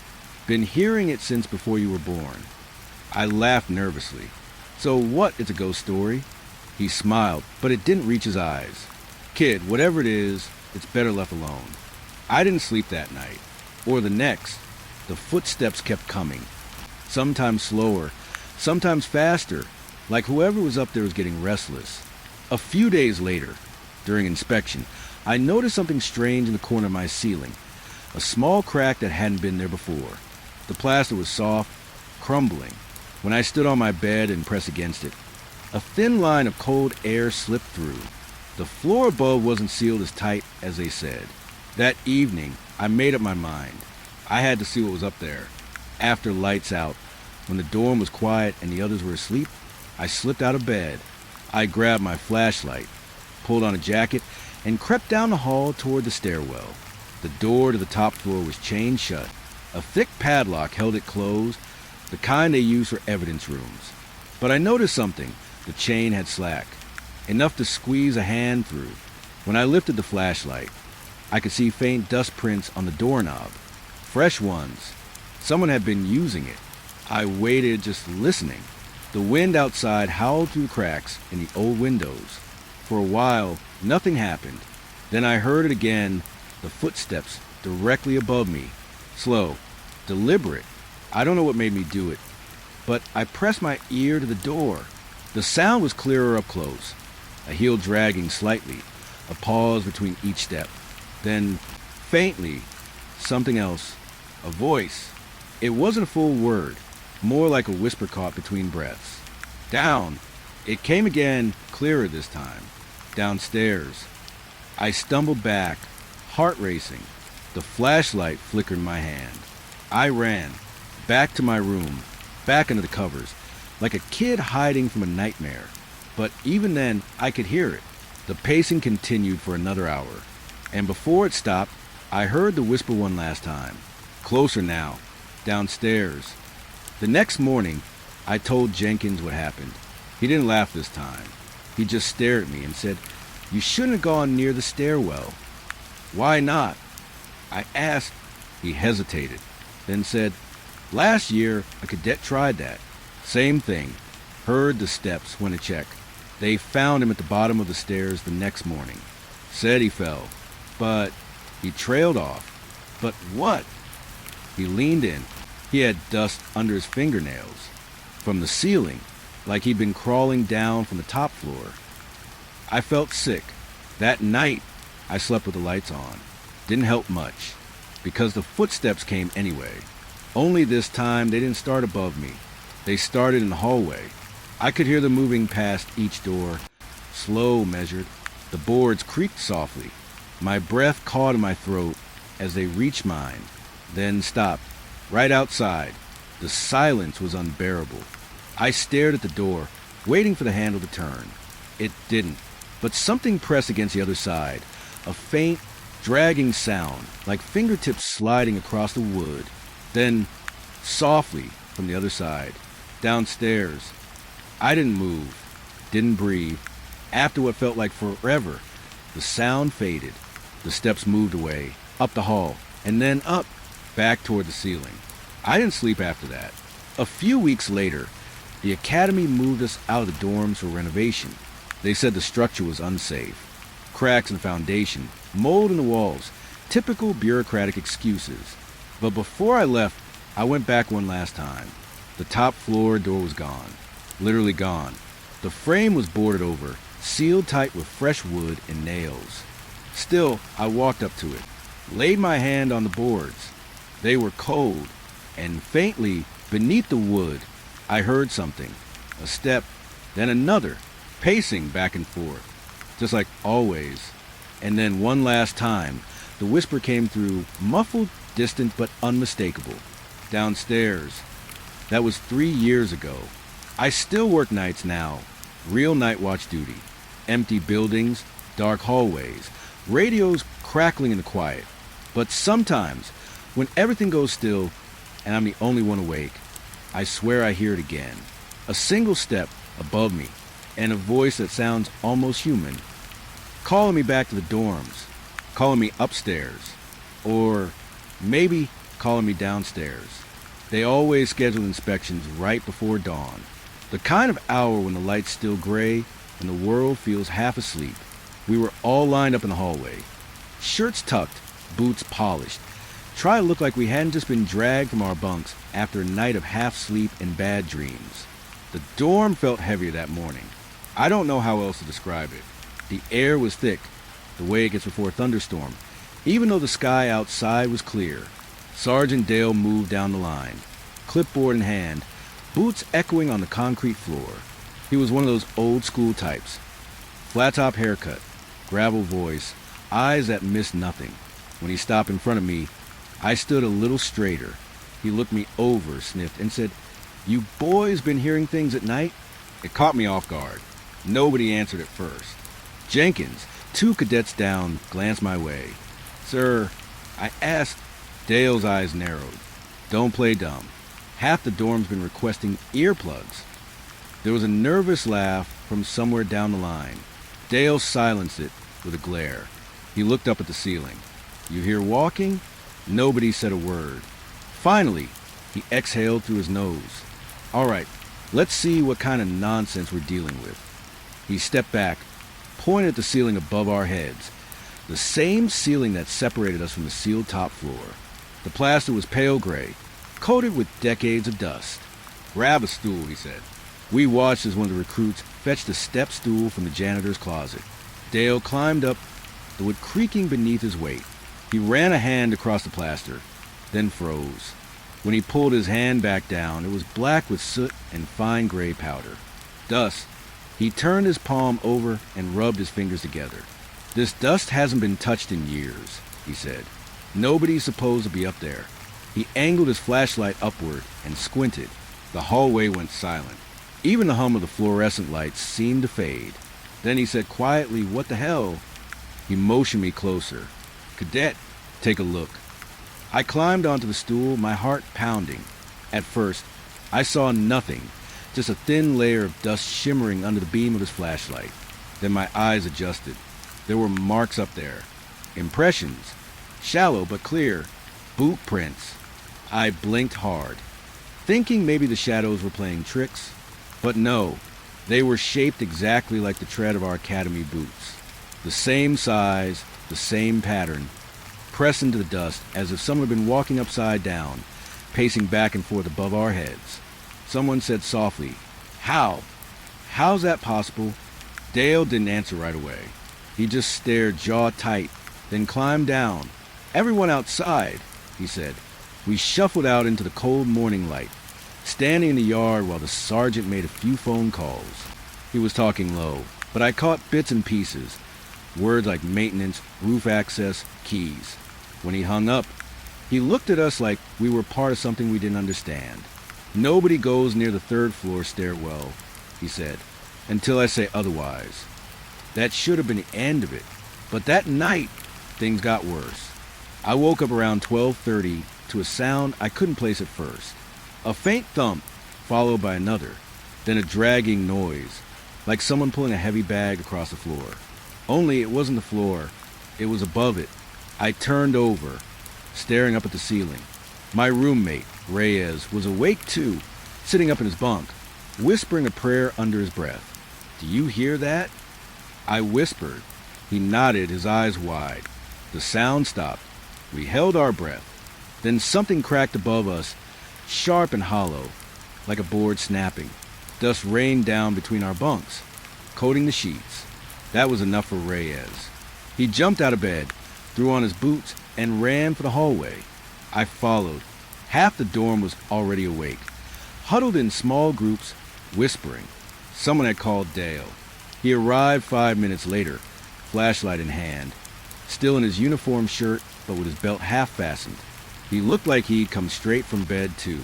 "Everyone quiet," he barked. The dorm went silent. We all listened together. Nothing. Dale's jaw clenched. "All right, whoever's sneaking around up there, they're done." He headed straight for the stairwell. Jenkins tried to stop him. "Sir, it's chained." "I've got the key," he said. We followed him to the end of the hall. The chain was still looped through the handles, but when he pulled it tight, the links shifted with a soft metallic clink. He undid the padlock, unwrapped the chain, and opened the door. The smell hit first: old dust, damp wood, and something else. Something faintly metallic. He aimed his flashlight up the steps. The beam vanished into the dark. "Stay here," he ordered. And then he went up. We stood in the hallway, listening to his boots creak on the stairs. Each step echoed through the building. After a minute, we heard him reach the top landing. Then silence. "Sir," Jenkins called. No answer. We waited. Then came a noise, the sound of boots moving across the floor above us. Fast, heavy. Not one pair. Several. It sounded like people running, back and forth. Reyes whispered, "He's not alone up there." The lights in the hall flickered. Then we heard Dale shout, one sharp word we couldn't make out, followed by the sound with splintering, and then nothing. Absolute silence. We didn't move for a long time. When the flashlight beam finally appeared at the top of the stairs again, we all exhaled at once. Dale came down slow, pale as chalk. His hand was trembling. He didn't say a word, just locked the door behind him and pocketed the key. Later, when I finally got the nerve to ask what he saw, he wouldn't answer. He just looked at me for a long moment and said, "Don't ever look up." The next day, maintenance came. They sealed the stairwell again, this time with metal brackets bolted into the wall. We watched them work from a distance, pretending not to care. But that night, the footsteps came back. Only now, they didn't stop at midnight. They went on until dawn, pacing, dragging. Sometimes, I could swear I heard something tapping against the ceiling, slow, deliberate, like the tip of a boot heel. By the end of the week, half the dorm had moved out. Those of us who stayed learned to stop talking about it, learned to ignore the sounds, learned to sleep with our eyes open. A month later, Sergeant Dale quit the academy. No notice, no ceremony, just disappeared one morning. They said he took early retirement. But a few nights after he left, I walked past his old office. The door was half open. Inside, the room was dark except for the sliver of moonlight through the blinds. On his desk was his old clipboard, and across the top page, written in his heavy block letters, was a single note. "Ceiling, check again. Prints facing down." I don't know why that hit me the way it did. Maybe because I realized what that meant. If the prints were facing down, then whoever, or whatever, had made them wasn't walking on the ceiling. They were standing on the floor, up there, looking down at us.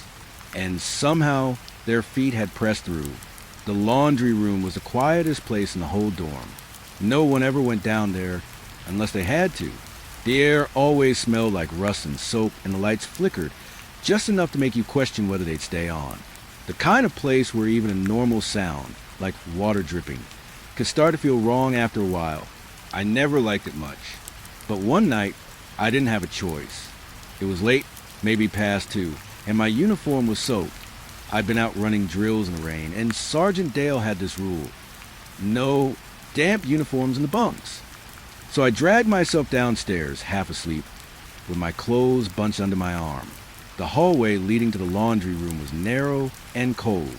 The floor tiles were cracked, and the paint peeled from the walls in long curls. There was a single bulb swinging above the door, its pull chain swaying slowly even though the air was still. When I stepped inside, I felt the floor shift slightly under me, like the ground was breathing. I told myself it was just the old pipes. The washing machines were ancient, those big, gray industrial ones with porthole doors. Most of them hadn't worked in years.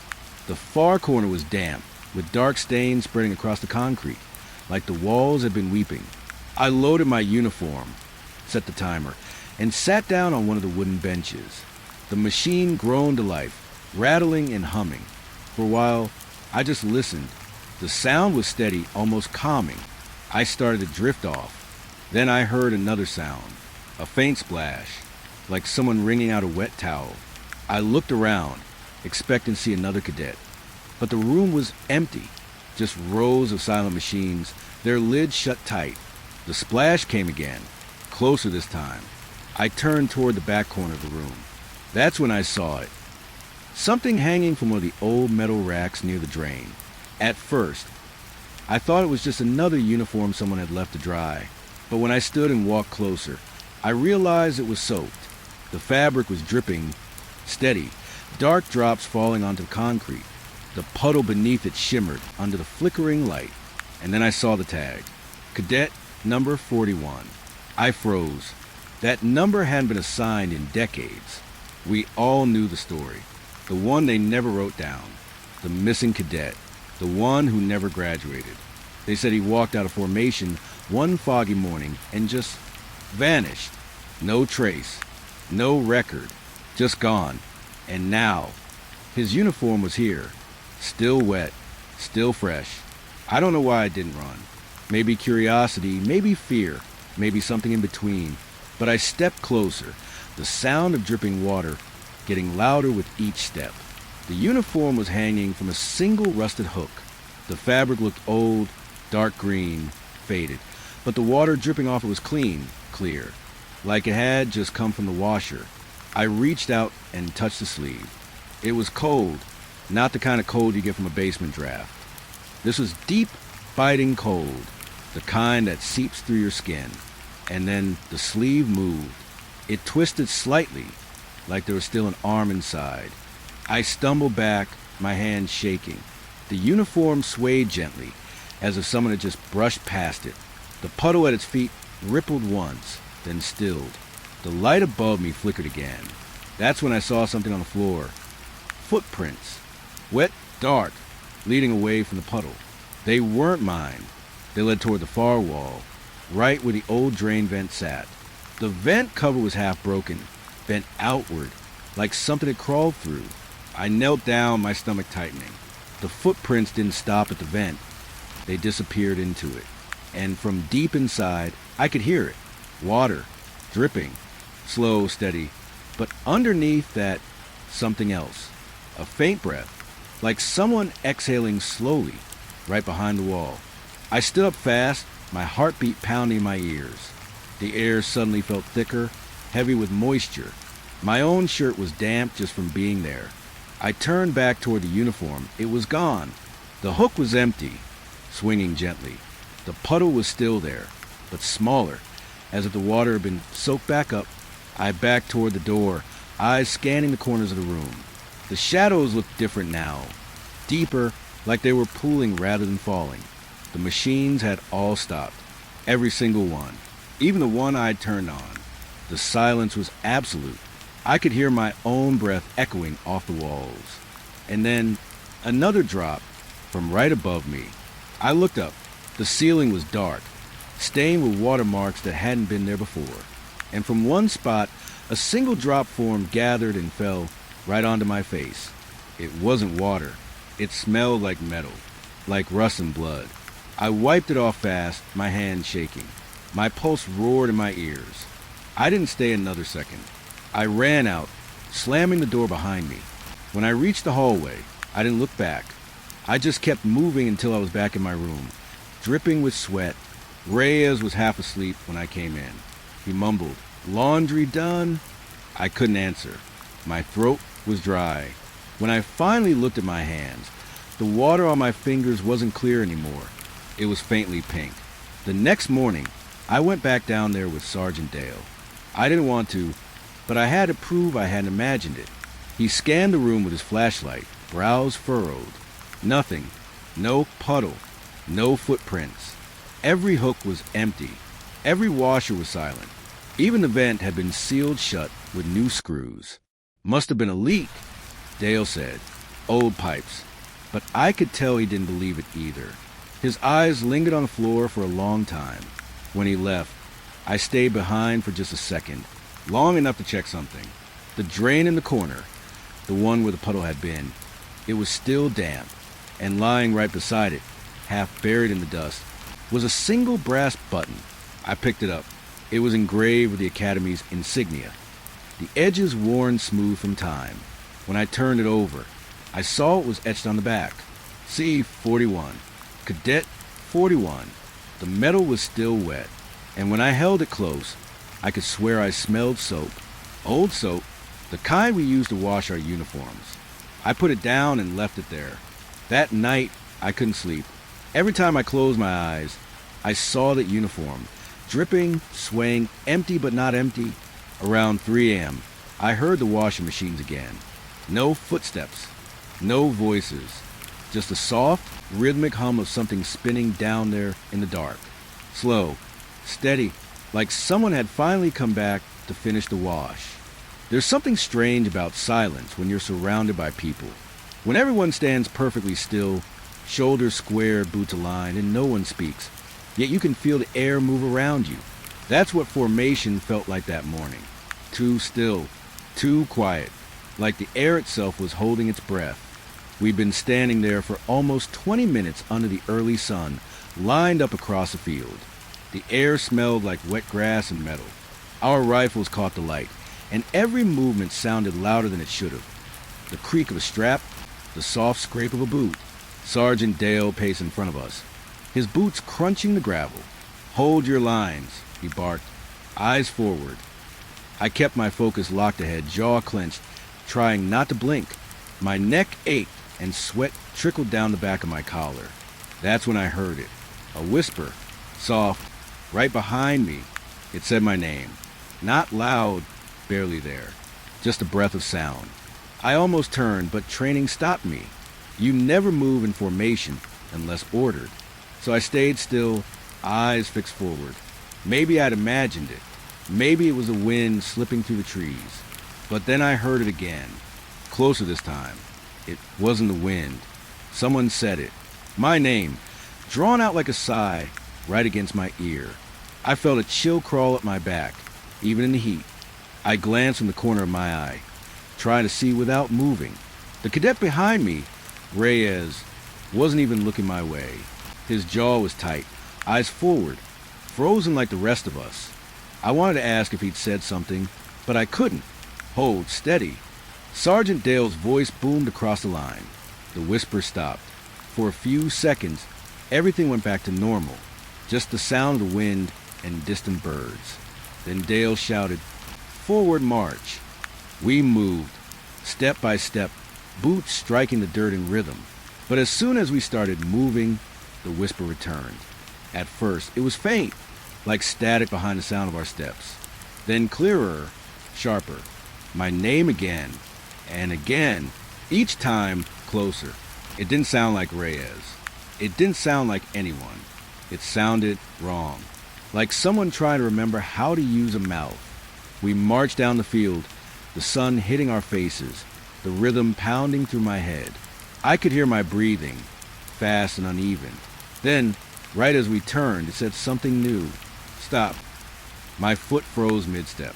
Dale's voice cracked through the air. "Cadet, move." I snapped forward again, heart hammering. I didn't dare look around. The voice didn't come again after that, not until drills ended. When we finally broke formation, I lagged behind, staring at the ground, pretending to tie my boot just to get a moment alone.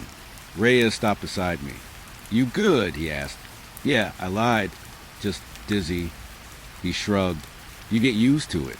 The silence messes with you after a while." Silence. He walked off, and I was left standing there, my pulse still uneven. That night, I couldn't sleep. I kept hearing the rhythm of our boots, the sun on my neck, and that voice whisper my name over and over. It wasn't just the word itself that scared me. It was how it knew me, the way it spoke, like it had been waiting a long time just to get my attention. The next morning, I got to the field early. The grass was still wet with dew, and the fog hung low, swallowing the far end of the range. The others hadn't arrived yet. It was just me and the echo of my own footsteps. I stood at attention for a while, staring into the fog, trying to convince myself it was nothing, that I'd imagined the voice. But then, somewhere inside that mist, I heard it again. "Hey!" I froze. The sound was faint, distant, but it was there. I turned, expecting to see someone, but there was no one. Just fog. "Who's there?" I called out. Silence. I waited, breath caught in my chest. Then, so close it felt like someone was standing right behind me. "You heard me." I spun around, rifle raised slightly. No one, but the grass behind me was pressed down, 2 footprints deep and fresh. They weren't mine. I backed away, slowly. My eyes scanned the tree line, the mist, the empty field. Nothing moved. Nothing spoke. Then I heard the sharp whistle of Dale's voice from across the yard. "Cadet, what the hell are you doing?" I turned. He was standing with the rest of the group, staring at me. "Get in line," he barked. I walked fast toward them, trying not to look back. But as I joined the formation again, I caught a glimpse of the fog behind me. And I swear, for just a second, I saw another silhouette standing where I'd been. It wasn't moving, just watching. Drills went worse that day. Every command felt heavier, slower. My boots felt like lead. The whispers didn't stop this time. They came and went, circling me, threading between our steps. At one point, I thought I saw lips moving beside me, but when I looked, Reyes was dead still. When I blinked, I saw something that didn't belong in the line. A shape, just for a moment, between two cadets, like a person standing half a step too far forward, head tilted slightly down, no uniform, no face. Then it was gone. My throat tightened. I want to call it out, but I didn't. Who was I supposed to tell? That something invisible was marching with us? That it whispered my name like it knew me? By the time drills ended, I could barely breathe. My ears were ringing from the silence between commands. That night, I told Reyes. We were sitting on our bunks, the lights dim. "Have you heard anything?" I asked. He frowned. "Like what?" "Like someone whispering. During formation." He didn't answer right away. Then he said quietly, "You heard it too." That froze me. He nodded slowly, eyes fixed on the floor. "It said my name last week." I thought I was going crazy. "Did you tell anyone?" I asked. He shook his head. "You think Dale's gonna believe that? They say this place used to be a hospital before the academy. You ever notice how cold the field gets around the far side?" I remember that fog, the way it clung to the ground. Reyes looked up at me. It's like someone's still out there, still waiting for roll call. 2 nights later, I woke up to the sound of boots in the hallway. Slow, steady, not running, not patrolling, just walking. I sat up, heart pounding. The sound stopped outside our door. Then 3 taps. 1, 2, 3. I didn't move. After a few seconds, the footsteps started again, fading down the hall. Reyes was awake too. "You heard that?" he whispered. I nodded. Neither of us slept the rest of the night. At dawn, we were called to formation again. The fog was thicker than ever, and Dale's voice sounded distant, muffled, like we were underwater. We lined up, boots planted, eyes forward, and as soon as silence settled, "You came back." I heard it right behind me. I clenched my jaw, forcing myself not to move. Then it spoke again, clearer. "Don't leave me." The breath on my neck was real, cold, wet, and then, from somewhere deep in the line, another cadet shouted, "Sir, someone's here." The formation broke. Cadets turned, looking around confused, shouting. But there was no one, just mist swirling in the gaps where we'd been standing. Dale yelled for everyone to regroup, his voice sharp, angry. But I didn't move, because when the fog cleared for just a second, I saw what he couldn't. A figure, standing exactly where I'd been a moment ago, head down, arms at its sides. And in the faint morning light, I could see its mouth moving, forming my name, over and over, until the fog swallowed it whole. That was 3 weeks ago. Since then, drills have continued like nothing happened. No one talks about that morning. No one mentions the fog. But every time I stand in line, I can feel it, a weight behind me, a breath at my ear. And when Dale yells, "Eyes forward," I do, because I know the moment I turn around, I'll see it again, still standing in formation, still waiting to be dismissed. I've been hearing the noises for weeks. At first, I thought it was pipes or maybe rats, the usual building stuff. The academy dorms are old, built in the 70s, patched and repatched by different contractors over the years. Every wall creaks when the temperature drops. Every vent moans when the wind picks up. But this sound, it wasn't that. It started one night when the lights had just gone out, a soft thump above me. Then another, slow, spaced out like footsteps on wood. I remember staring at the ceiling, holding my breath, There's nothing above our dorm except insulation and old wiring. The top floor is sealed. Has been for years.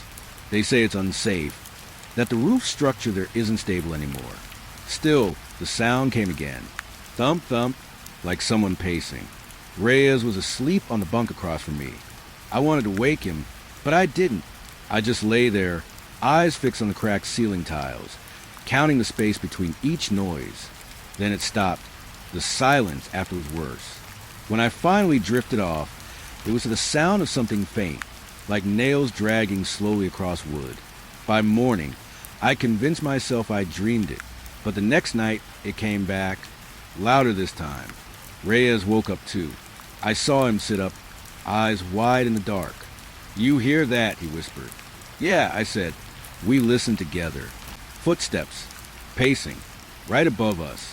It went on for almost an hour.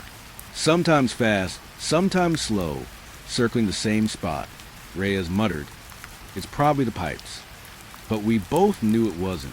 The pipes don't walk. After that, it became a pattern. Every few nights, just past midnight, the footsteps would start. Always the same spot, always above my bunk. Sometimes, I could hear something heavier, like a chair scraping across the floorboards up there. The ceiling tiles a tremble, dust falling down in tiny clouds. One night, I couldn't take it anymore. I got out of bed, grabbed my flashlight, and climbed onto the desk to get a better look at the ceiling. The tiles were old, water-stained, bowed slightly in the middle. I pressed my palm against one. It was cold. Reyes sat up. "What are you doing, man?" "Listen," I whispered. The footsteps stopped. Then came a different sound. Something dragging across the boards, directly above me. I pressed harder, and that's when I felt it. Something tapped back. Just once, right where my hand was. I jumped down so fast, I nearly knocked the desk over. Reyes stared at me. "What the hell was that?" "I don't know," I said, "but I did. Or at least, I thought I did. Someone or something was up there." The next day, I asked around. Most of the older cadets just laughed when I brought it up. "Man, that's the attic," one said. "There's nothing up there but rats and dead pigeons." Another told me the story of a recruit who hanged himself in the rafters years ago, back before the academy got renovated. They sealed off the top floor after that, he said. "Bad luck," he added, like it explained everything. I didn't believe in ghosts, not really, but I believed in sound, and something was moving up there. That night, I stayed awake until the others were asleep. Then I got up, quietly, and went to the maintenance closet at the end of the hall. There was a metal ladder inside, old, covered in paint drips. I carried it back to our dorm, trying not to make noise. Reyes stirred. "Bro, what are you doing?" "I need to know," I whispered. "It's not stopping." He groaned, rolled over. "You're gonna get us kicked out." Maybe he was right, but I couldn't ignore it anymore. I set up the ladder beneath the ceiling tiles where the sound always came from. My flashlight beam trembled. As I aimed it up, I pushed one of the tiles aside. Dust poured down, thick and gray. A smell hit me, dry, stale, like something that hadn't been touched in decades. I climbed up, shining the light into the dark gap above. At first, all I saw were pipes, wires, insulation, the usual. Then my light caught something else. Wood. Not rafters, floorboards. I froze. There wasn't supposed to be flooring up there. The blueprint said it was just hollow framing and insulation between the ceilings. But this was solid. I reached up, grabbed the edge of the opening, and pulled myself through. The space was bigger than I expected. The air was thick and still. Dust hung like fog.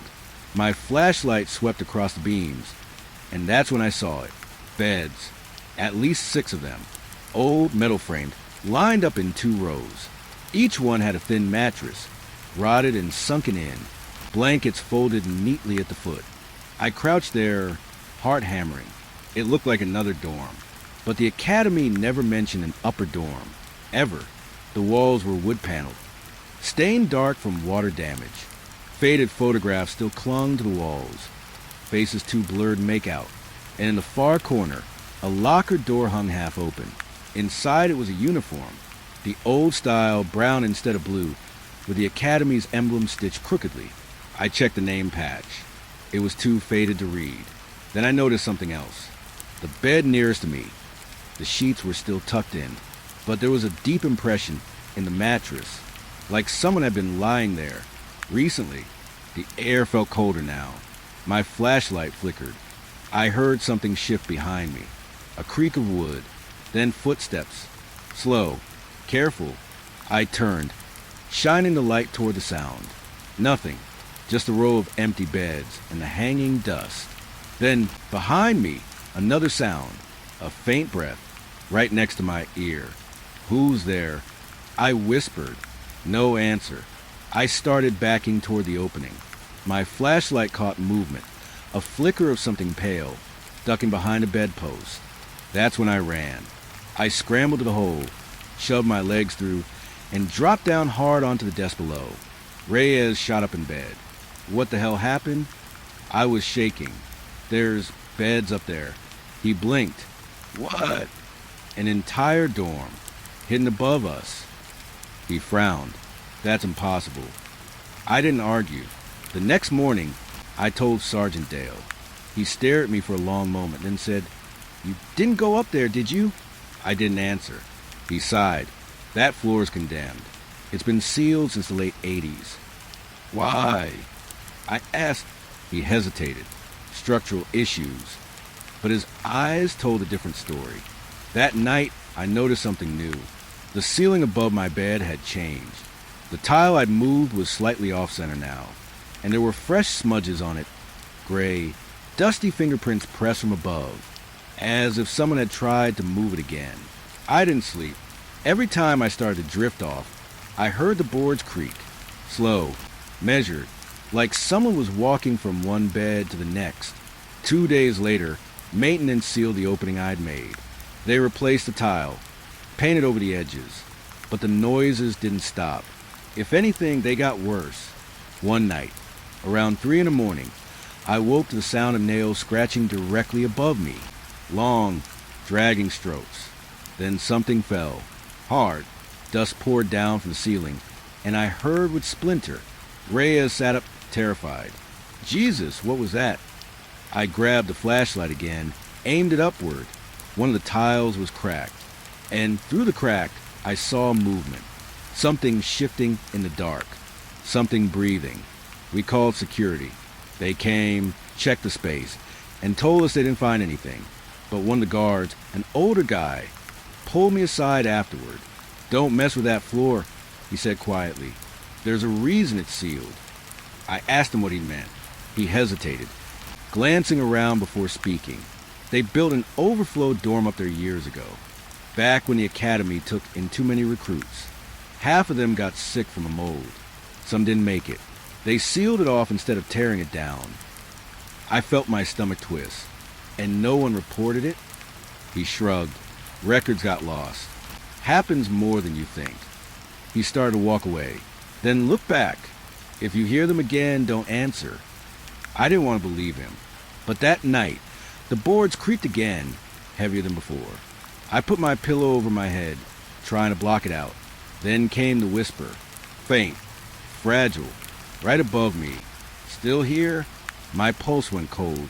I pressed my palms against my ears. But I could still hear it. Cold. "Help," Reyes whispered from across the room. "Tell me you hear that too." I didn't answer, because the last voice that spoke wasn't a whisper. It was a man's voice. Clear, low, and it said, "Lights out, cadet," just before the bulb above us burst. Now, even with the ceiling patched, I still hear it sometimes. The creak of a bed frame, the shuffle of boots on wood. And when I wake, there's dust on my blanket. Fresh. Sometimes it smells faintly of mildew, like something climbed down, looked around, and went back up before morning. They say the academy only has 4 dorm floors, but that's a lie. There's a 5th one right above us, and whoever's up there still hasn't left their post. It started with a text, just one. At first, I thought it was nothing, a glitch, some kind of network error. But that sound, that little buzz on my nightstand, it hit me in a way it shouldn't have. because it was his tone. The same custom tone I'd made for him years ago. A short double buzz like a heartbeat. I hadn't heard it in a long time. Not since he died. It was a little past midnight. I was lying in bed, half asleep, half scrolling. The way you do when you can't shut your mind off. Work had been brutal that week. Endless paperwork. A new manager breathing down everyone's necks. And I was exhausted. When my phone buzzed, I didn't even look at first. I just sighed, thinking it was another notification. But then I heard that tone again. That stupid little sound I swore I deleted. I grabbed the phone and froze. The screen lit up. Evan's speech balloon, check in when you get there. I just stared at it. The message was short, normal, something he used to text me whenever I drove home late. But he couldn't have sent it, because Evan's number had been disconnected 3 years ago. I checked it again, heart pounding. Same contact photo, same name. I even went into my contacts to make sure I wasn't losing it. His number was gone, deleted. I'd made sure of that when I finally switched phones. But there was that same text thread, restored out of nowhere. I opened it, hands shaking. The last message I ever sent him was still there. Please answer me. I can't do this alone. And beneath it, now glowing with a new timestamp, his message. Check in when you get there. It was dated today. For a long time, I didn't move. I just sat there in the blue light, trying to make sense of it. Could someone have spoofed his number? No, the number wasn't even active. The carrier shut it off after the accident. Maybe it was a backed up message that somehow resurfaced. Some weird sync error between my old phone and this one. Yeah, that had to be it. But I couldn't ignore how fresh it looked. The timestamp, the delivery checkmark, the tone I hadn't heard in years. And something else. The tiny typing bubble that flickered below it. For a few seconds, it said Evan is typing, then it vanished. I didn't sleep that night. Every time I shut my eyes, I saw his face. The way he looked the last day we saw each other. The argument, the slammed door, the phone call an hour later, the one that ended with silence and sirens. He'd been driving too fast. It was raining. They said he lost control on a curve. I remember sitting on the floor of my apartment, staring at the wall for hours after the call ended. It didn't feel real then. It still doesn't. By morning, the message was gone. Completely gone. The whole thread had vanished from my phone. No contact, no history, nothing. Like it had never existed. I tried checking the backups, the cloud, even my carrier logs. Nothing. I wanted to believe I imagined it, that maybe I'd just fallen asleep and dreamed the whole thing. But I remembered every detail, the time, the wording, the way my chest tightened when I saw his name. And that sound, that double buzz. I hadn't used it for anyone else since. A few nights later, it happened again. This time, I was driving home from work. It was late, almost 11, and the highway was empty. My phone, sitting on the passenger seat, lit up with that same tone. I didn't look right away. I just stared at the road, trying not to think. But then I couldn't help it. I glanced down. Evan speech balloon, you're late. Be careful on the road. My stomach dropped. The same contact photo. The same number, or rather, no number at all. Just his name. And below the message, another bubble appeared. Evan is typing. I pulled over so fast my tires screamed. My hands were shaking so badly I could barely hold the phone. The bubble disappeared again. Then the message refreshed itself, changing slightly. Evan speech balloon, you're late. Be careful on the curve. The curve. The same curve he died on. I dropped the phone onto the seat and just sat there, staring at the darkness ahead. My headlights barely reached a bend in the road. That sharp turn by the guardrail that always looked narrower than it really was. I hadn't driven that stretch since the crash. I'd been taking the long route home for years just to avoid it. But somehow, that night I'd forgotten, I was 10 seconds away from it. When I finally got home, I couldn't bring myself to go inside. I just sat in the driveway, hands gripping the wheel, the phone still glowing beside me. I opened the message again. It was gone, just like before. I even took a screenshot that time. But when I checked my gallery, it wasn't there either. Nothing stays. Like the messages delete themselves. Or like they're not really messages at all. I didn't tell anyone. What would I even say? That my dead boyfriend is texting me to warn me about the road? People already looked at me funny when I mentioned Evan. They'd do that sad head tilt and change the subject. So I kept it to myself. But after that night, things started to change. I'd wake up to see my phone light up on its own. Sometimes at 2:14 a.m., the exact time the crash happened. Other times, I'd find drafts in my text app that I didn't write. Messages half-typed, unfinished. It's cold here. You shouldn't have. Why didn't you answer? Always from my side of the chat. Like someone was writing through me. A week later, my phone started buzzing nonstop. Dozens of messages, one after another, all from unknown numbers.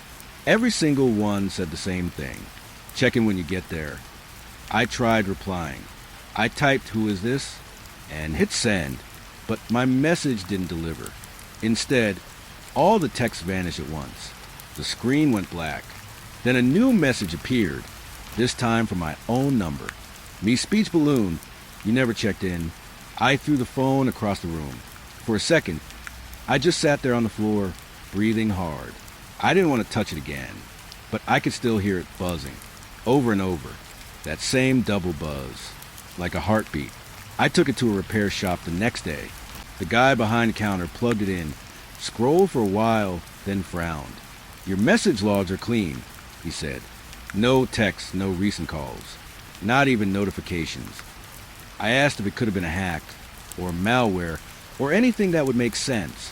He shook his head, not with no trace data. Then he paused and added, "You said the messages came from this contact, Evan?" I nodded. He looked uneasy. "Did you know there's a SIM ID still linked to that name? It shouldn't be possible. The number was retired years ago." He turned the screen to show me. Under the contact details, there was an entry, active connection, last ping midnight. 0 hours, 0 minutes, 0 seconds. A perfect loop. That night, I left my phone in another room. I just couldn't stand to hear it anymore. But around midnight, I heard it anyway. That double buzz. Soft, distant, coming from the other side of the wall. Then again, closer this time. I opened my bedroom door. The hallway was dark. My phone sitting on the counter where I'd left it. The screen was on. A new message. "Evan speech balloon. Check in when you get there." And beneath it, for the first time, an image attachment. It was blurry gray, hard to make out at first. Then I realized it was a photo of me, sitting in bed, taken from the hallway. I dropped the phone and backed away. When I looked again, the screen had gone black. No photo, no message, just my reflection staring back at me in the dark glass. And behind me, for a second, I swear I saw him, standing by the doorway, smiling the way he used to when I'd come home late. I never drive that road anymore. I deleted all my old contacts, changed my number, even switched phones again.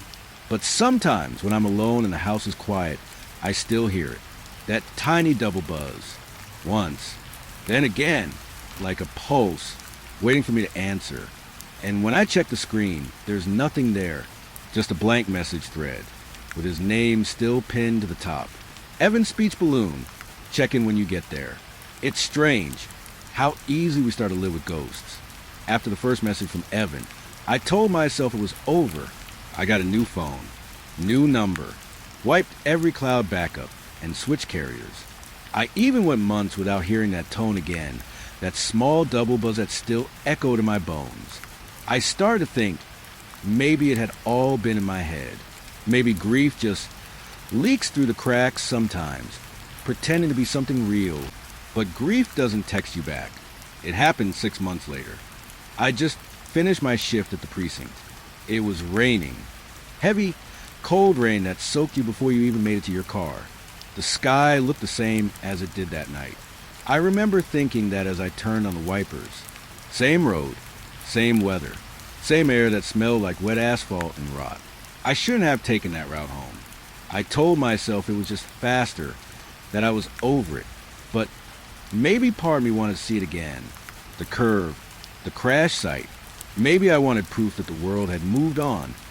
When my phone buzzed, I didn't react right away. I was at a red light, lost in thought. The sound was faint under the rain, that double buzz. I froze.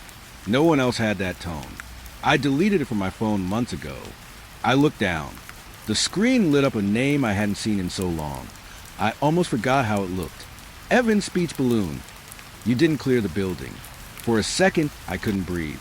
The word sat there, glowing on the glass, each letter sharp and perfect, like they'd been waiting.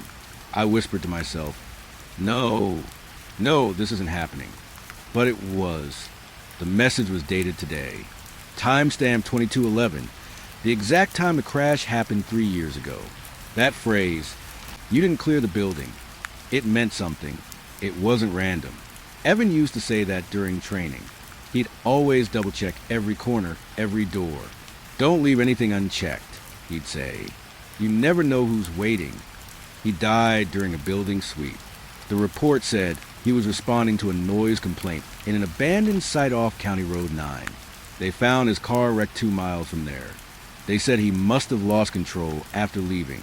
But if that's true, why would the message say you didn't clear the building? Why now? I drove home in silence.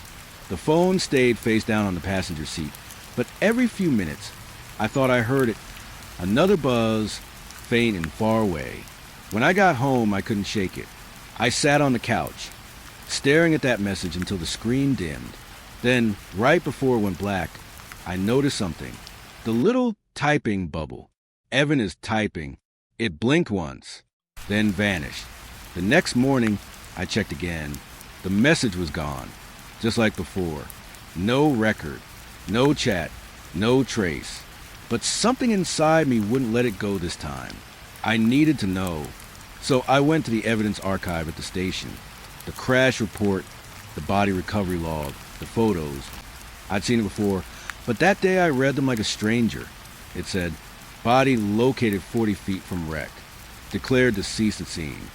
40 feet. That was all. But I remembered the site. I'd been there once, the night of the vigil. I remembered standing by the guardrail, staring down into the ravine where the car had landed. You couldn't even see the bottom. 40 feet didn't make sense. Unless he'd gotten out. Unless he'd walked away. That thought ate at me for days. The more I tried to ignore it, the louder it got. I finally decided to go there. Alone. It was around dusk when I parked near the site. The road was still cracked from the old flood. Trees growing wild around the curve. The guardrail had been replaced, but I could still see the scorch marks where the old one had twisted from the crash. I stood there for a long time, just listening. The rain hadn't started yet, but the air felt heavy, like it was about to. Then my phone buzzed again. Twice, that same heartbeat sound. I didn't want to look, but I did. Evan's speech balloon, go back inside. I felt my throat tighten. I typed back before I could stop myself. Evan, where are you? The typing bubble appeared, then disappeared, then appeared again. Evan's speech balloon, you didn't clear the building. It was right there, the same line again, like he was stuck on repeat. I looked down the ravine. The old building he'd been called to was only a few hundred yards away through the trees, half collapsed, covered in ivy and rust. That's when I knew where I had to go. The message wasn't about the crash site. It was about that building, the one he never cleared. The path was muddy, the trees so close they felt like walls. Every step made the silence louder. By the time I reached the door, my heart was pounding like I'd run miles. The place looked dead, windows shattered, roof sagging, the smell of mold thick in the air. But when I stepped inside, something shifted. It was subtle at first. The faintest sound, like a breath in the corner, then a whisper. My name, soft, broken, like it hadn't been spoken in years. Evan. The word came out before I could think. No answer, just the hum of wind through the holes in the walls. I turned my flashlight toward the back. There were signs someone had been there once. Old police tape hanging in strips, footprints half buried in dust. Then I saw something in the far corner. A phone, cracked, dead, caked in dirt. It looked just like the one he used to carry. When I knelt to pick it up, my own phone buzzed in my pocket. I dropped the flashlight. Evan's speech balloon behind you. I spun around, light shaking my hand. The room was empty, just shadows stretching along the floor. But the smell had changed. It was stronger now, like rain-soaked leather and something metallic underneath. Then I saw them, boot prints, fresh ones, leading away from the corner, up toward the stairwell. My chest felt tight, my breath coming out in quick, uneven gasps. I followed the prints, one step at a time, until I reached the top of the stairs. The air up there was freezing. My flashlight beam flickered. The prints stopped at the end of the hallway, right before a door, a storage room, or it used to be. Now, the door was wedged halfway open, which swollen from rain. I pushed it. It creaked, and inside there was a uniform, his, still hanging from a nail on the wall, and beneath it, bones, half buried under debris, a badge still pinned to the chest plate. Evan's badge. My phone buzzed again. I didn't want to look. I didn't want to see it, but I did. Evan's speech balloon. You didn't clear the building. Then another. Evan's speech balloon. I did. The screen flickered, the text blinking as if the phone was struggling to keep it alive. I looked down at the remains again, the way they were positioned, the way his arm was reaching toward the doorway. He hadn't made it out. He hadn't even gotten a chance to call for help. I stayed there for a long time, rain hammering the roof, my flashlight dimming. And then I heard it, that double buzz, not from my pocket, from the phone still lying near the bones. The dead one, the one that should have stopped working years ago. It lit up, just for a second. The screen cracked, half covered in dirt, but I could still read it. Unknown speech balloon. Check in when you get there. The last message I ever got from him, sent from his own phone. I left the building before dawn. The rain washed away my footprints. The prints leading up to that door stayed. At the station, I told them what I found. They sent a team out. The recovery report was short. Remains confirmed. Officer deceased approximately 3 years. No one asked how I found it. No one mentioned the text. But that night, when I got home, my phone buzzed again. One time, then twice. A new message. No name, no number. Just 5 words. You cleared the building. Finally. Now, every night before I sleep, I still hear that buzz echo in my head. Sometimes it's faint. Sometimes it's right beside me. I never reply, but part of me waits for it. Because when it comes, I don't feel alone, just haunted, and somehow that's worse. I remember the first thing they told us when we arrived. Don't wander below level 2 after lights out. At the time, I thought it was just one of those rules meant to keep rookies from screwing around where they shouldn't. Military academies always have those stories to scare the new cadet straight. But it wasn't a story. It was a warning. That first night, I didn't sleep. The dorm smelled like bleach and old paint, and the air felt too still, like the building was holding its breath. Somewhere far below, under the concrete floors, I could hear a faint hum. It was rhythmic, like a generator or maybe a heartbeat. The next morning, they herded us through orientation. Sergeant Holt, this tall man with gray eyes and a voice that could cut glass, led our group. His boots echoed down the stairwell as he walked, and with each floor, the air grew colder. We passed the classrooms, then the locker rooms, then the infirmary, and then the basement. He didn't stop talking as we descended, but his voice grew quieter, almost like he didn't want to wake something. This building's been standing since 1949, he said. It used to be a field hospital before it became the academy. The lower levels were for medical training. You'll see them in your second phase. He flicked on the light. The basement stretched out before us. Long corridors lined with metal doors, the kind that seal with a heavy click. The lights flickered, buzzing faintly. Then I saw the sign, Anatomical Storage and Simulation Wing.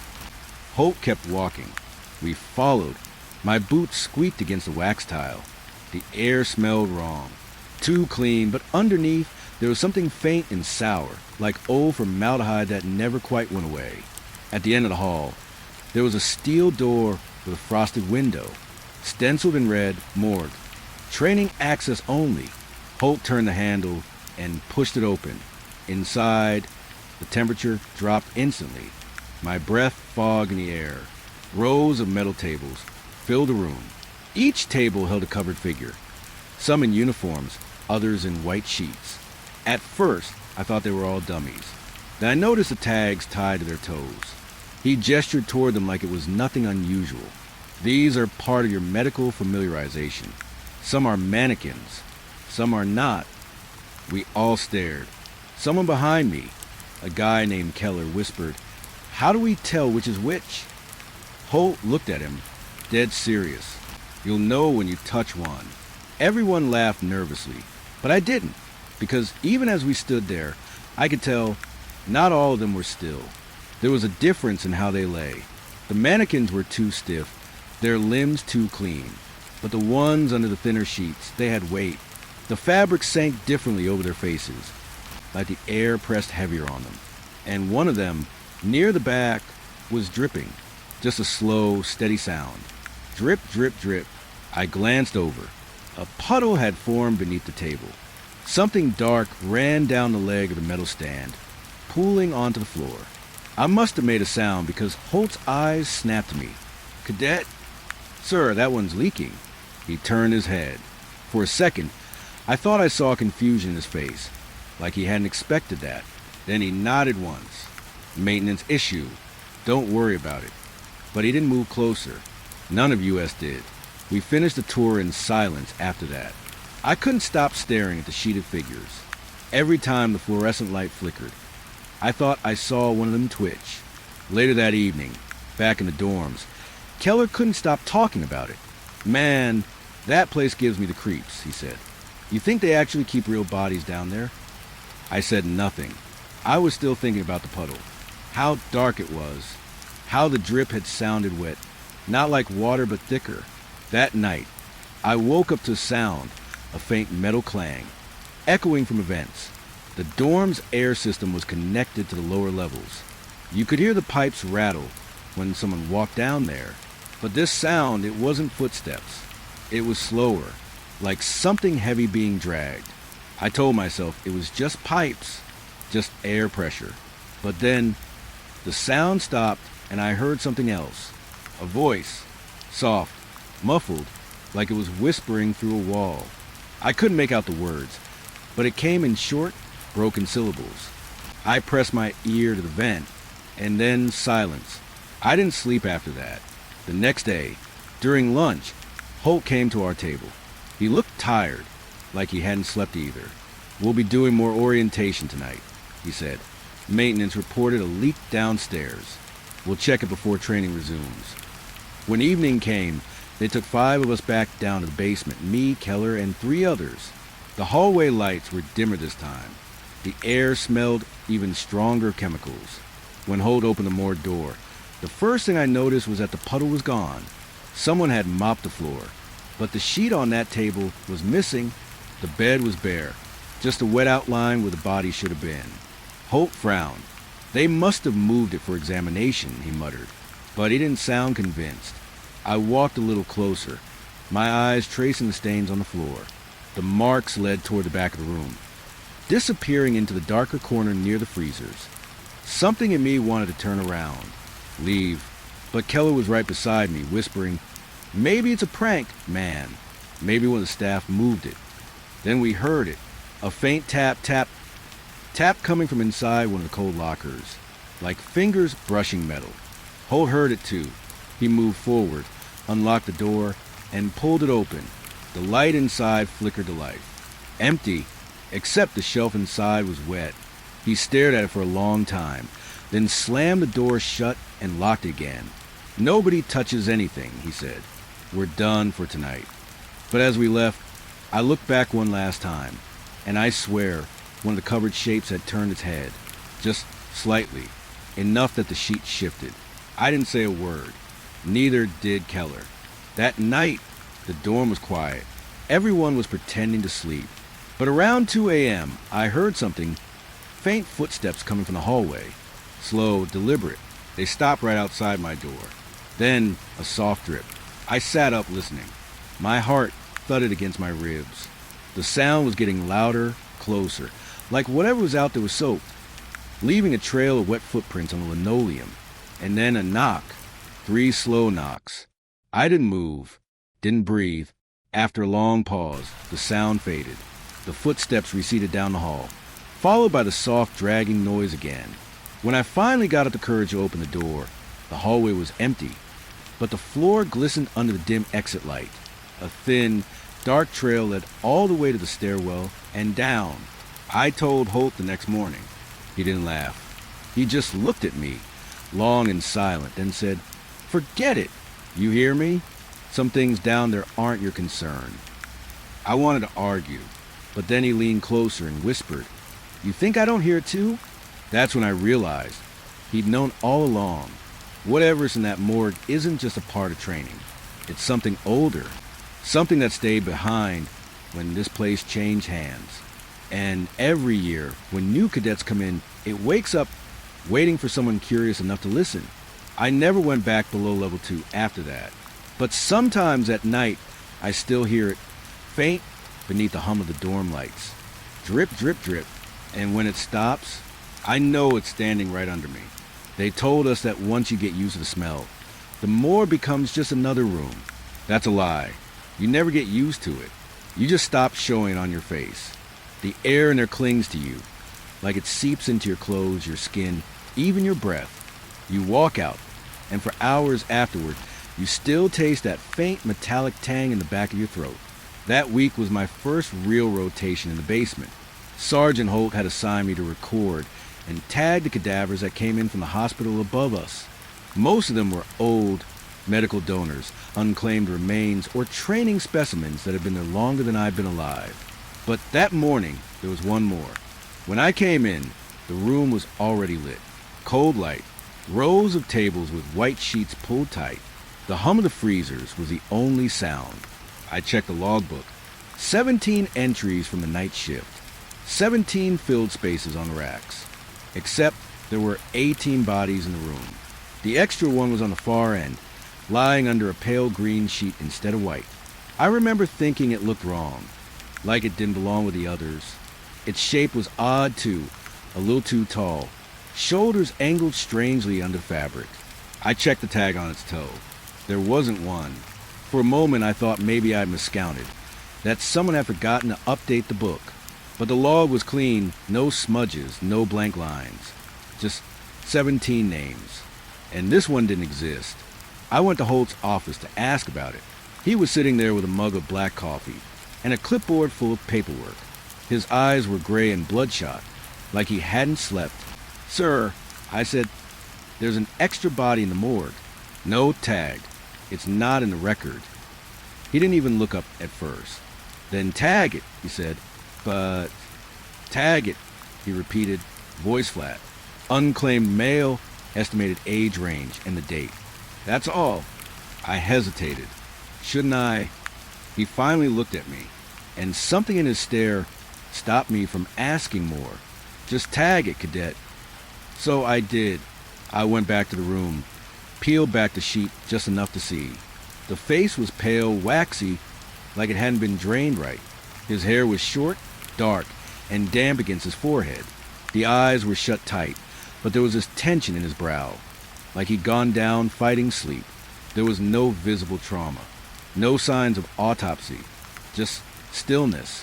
I looped a blank tag through his toe and wrote down, "Unclaimed male, approx 30s, received 0300 hours." When I tied it off, I felt the skin under my fingers, cold but not frozen. That struck me. The others were always ice cold from refrigeration. This one wasn't. I logged it manually, even though it wasn't the system, and noted it beside the others. That night, I couldn't stop thinking about his face. It wasn't just pale, it was familiar, like I'd seen him before in a hallway maybe, or passing by one of the training rooms upstairs. I tried to tell myself I was imagining it. When you're surrounded by faces all day, they start to blur together. But I couldn't shake the feeling. The next morning, I went back to check on him. The green sheet was still there, but when I lifted it, the table was empty.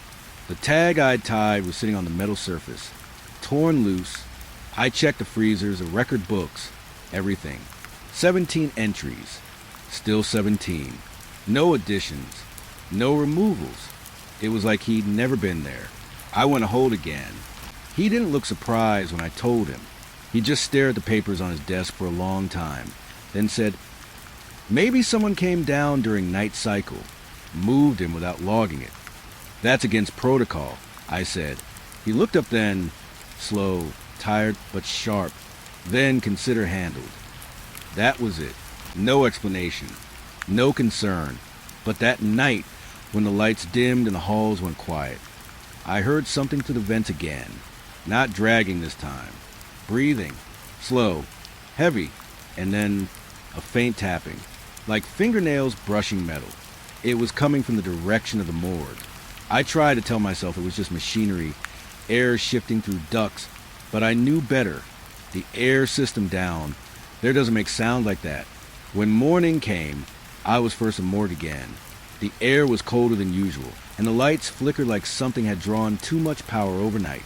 There was condensation on the tables, tiny beads of water rolling down stainless steel, and in the far corner, near where the unlabeled one had been, I saw footprints.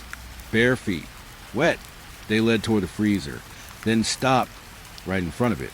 But the floor was dry past that point, as if whoever had been there had just vanished. I opened the freezer door. Empty, just a faint smell of thawed chemicals. My hands were shaking so bad I dropped my clipboard. The sound echoed through the whole room. I picked it up and turned to leave, and that's when I saw it. Something carved into the inside of the door I'd just closed. For letters, HOLT, scratched deep into the steel from inside. I ran. When I told him later that day, he didn't answer right away, just sat there staring at his coffee, his fingers trembling against a mug. Finally, he said, "That tag you filled out, you still have it." I pulled it from my folder. The ink had smeared a little, but it was still legible. He looked at it for a long time, then whispered, "You shouldn't have done that." I asked what he meant, but he wouldn't explain. He just told me to take a different assignment for the rest of the week. That night, I couldn't sleep. The building creaked with the same low rhythm I'd heard before. The hum, the tapping, the slow shift of pipes. But somewhere under all that, there was something else. A faint whisper. My name. I sat up and stared at the ceiling, barely breathing. The air was colder than usual. When I looked toward the door, I saw a shadow move across the light coming from under it. Slow, deliberate, pausing just long enough that I could see the outline of bare feet. Then it was gone. By morning, I convinced myself it was just exhaustion, stress, maybe even paranoia from the morgue's atmosphere. Until I checked my locker. Inside, hanging from a hook, was the same green sheet, still damp, and tied to the end of it, my tag. But the handwriting wasn't mine anymore. It said, "Cleared by Holt, 0400 hours." When I went to his office, the door was locked. The sergeant's nameplate was still there, but the room had been cleaned out. No papers, no mug, no clipboard, just an empty desk. The admin said he'd taken leave unexpectedly. No notice, no forwarding. But the next time I went back down to the basement, I noticed something new on the logbook shelf. A fresh entry, number 18. Unclaimed mail, approximate 40s Sergeant Holt. The date was that morning, and the initials next to the entry were mine.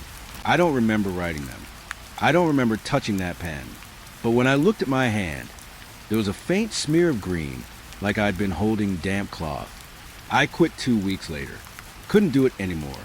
Still, sometimes I wake up at night and swear I hear it, that faint dripping sound, followed by the slow, wet slap of bare feet in the hall. I moved states, changed numbers, even stopped answering unknown calls. But 3 nights ago, my phone buzzed at exactly 3 a.m. No name, no number, just a text. Unclaimed mail, received 0300 hours. And beneath it, a picture, a steel table, a green sheet, and someone wearing my tag. The morgue is quietest right before dawn, that hour when the air goes heavy, and even the hum of the refrigerator sounds distant, like the room itself is holding its breath. That's when I usually do the recordings. Every autopsy gets its own tape, date, case number, and a brief verbal summary. I'd done it 100 times before, never thought much about it. Just part of the job. But that night, I started the wrong tape. It was a Wednesday. Rainy. My shift had been switched to cover for another cadet who got sick. I went down around 3 a.m. with the clipboard, the recorder, and a cup of bad coffee that tasted like burned plastic. The room smelled stronger than usual. Formalin and something else, like wet dust. The lights flickered when I came in, but they always did that. There were 3 bodies to log. Nothing special. 2 from the hospital upstairs. 1 unclaimed. When I reached the recorder, I noticed something odd. The label said autopsy tape number 14. I froze for a second because I'd only ever done 13 so far. Tape 14 shouldn't exist. I thought maybe Holt or someone else had mislabeled it, but it wasn't in their handwriting. It was mine. The letters were shaky, uneven, like written in a rush. Curiosity got the better of me. I slid it into the player. A click, then static, and then my voice. Case number 14. Male, unclaimed, subject found in the sub-basement corridor near the old elevator shaft. I stopped breathing. That wasn't right. There wasn't a sub-basement. At least, not when we had access to. The lowest level was the morgue. Below that was supposed to be sealed. I hit stop, checked the counter. The tape had about 20 minutes left. But it was my voice. No question. Same tone, same rhythm. I even heard the way I clear my throat before reading a case number. It wasn't old either. The recording was recent.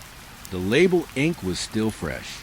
I should have turned it off, logged it as an error, and walked away. But I didn't.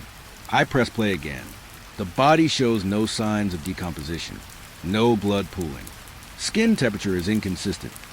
Surface cold. Core warm. Estimated time of death unknown. There was a sound in the background then. A faint metallic clatter, like a tray falling. And I heard myself say softly, "Wait, did you hear that?"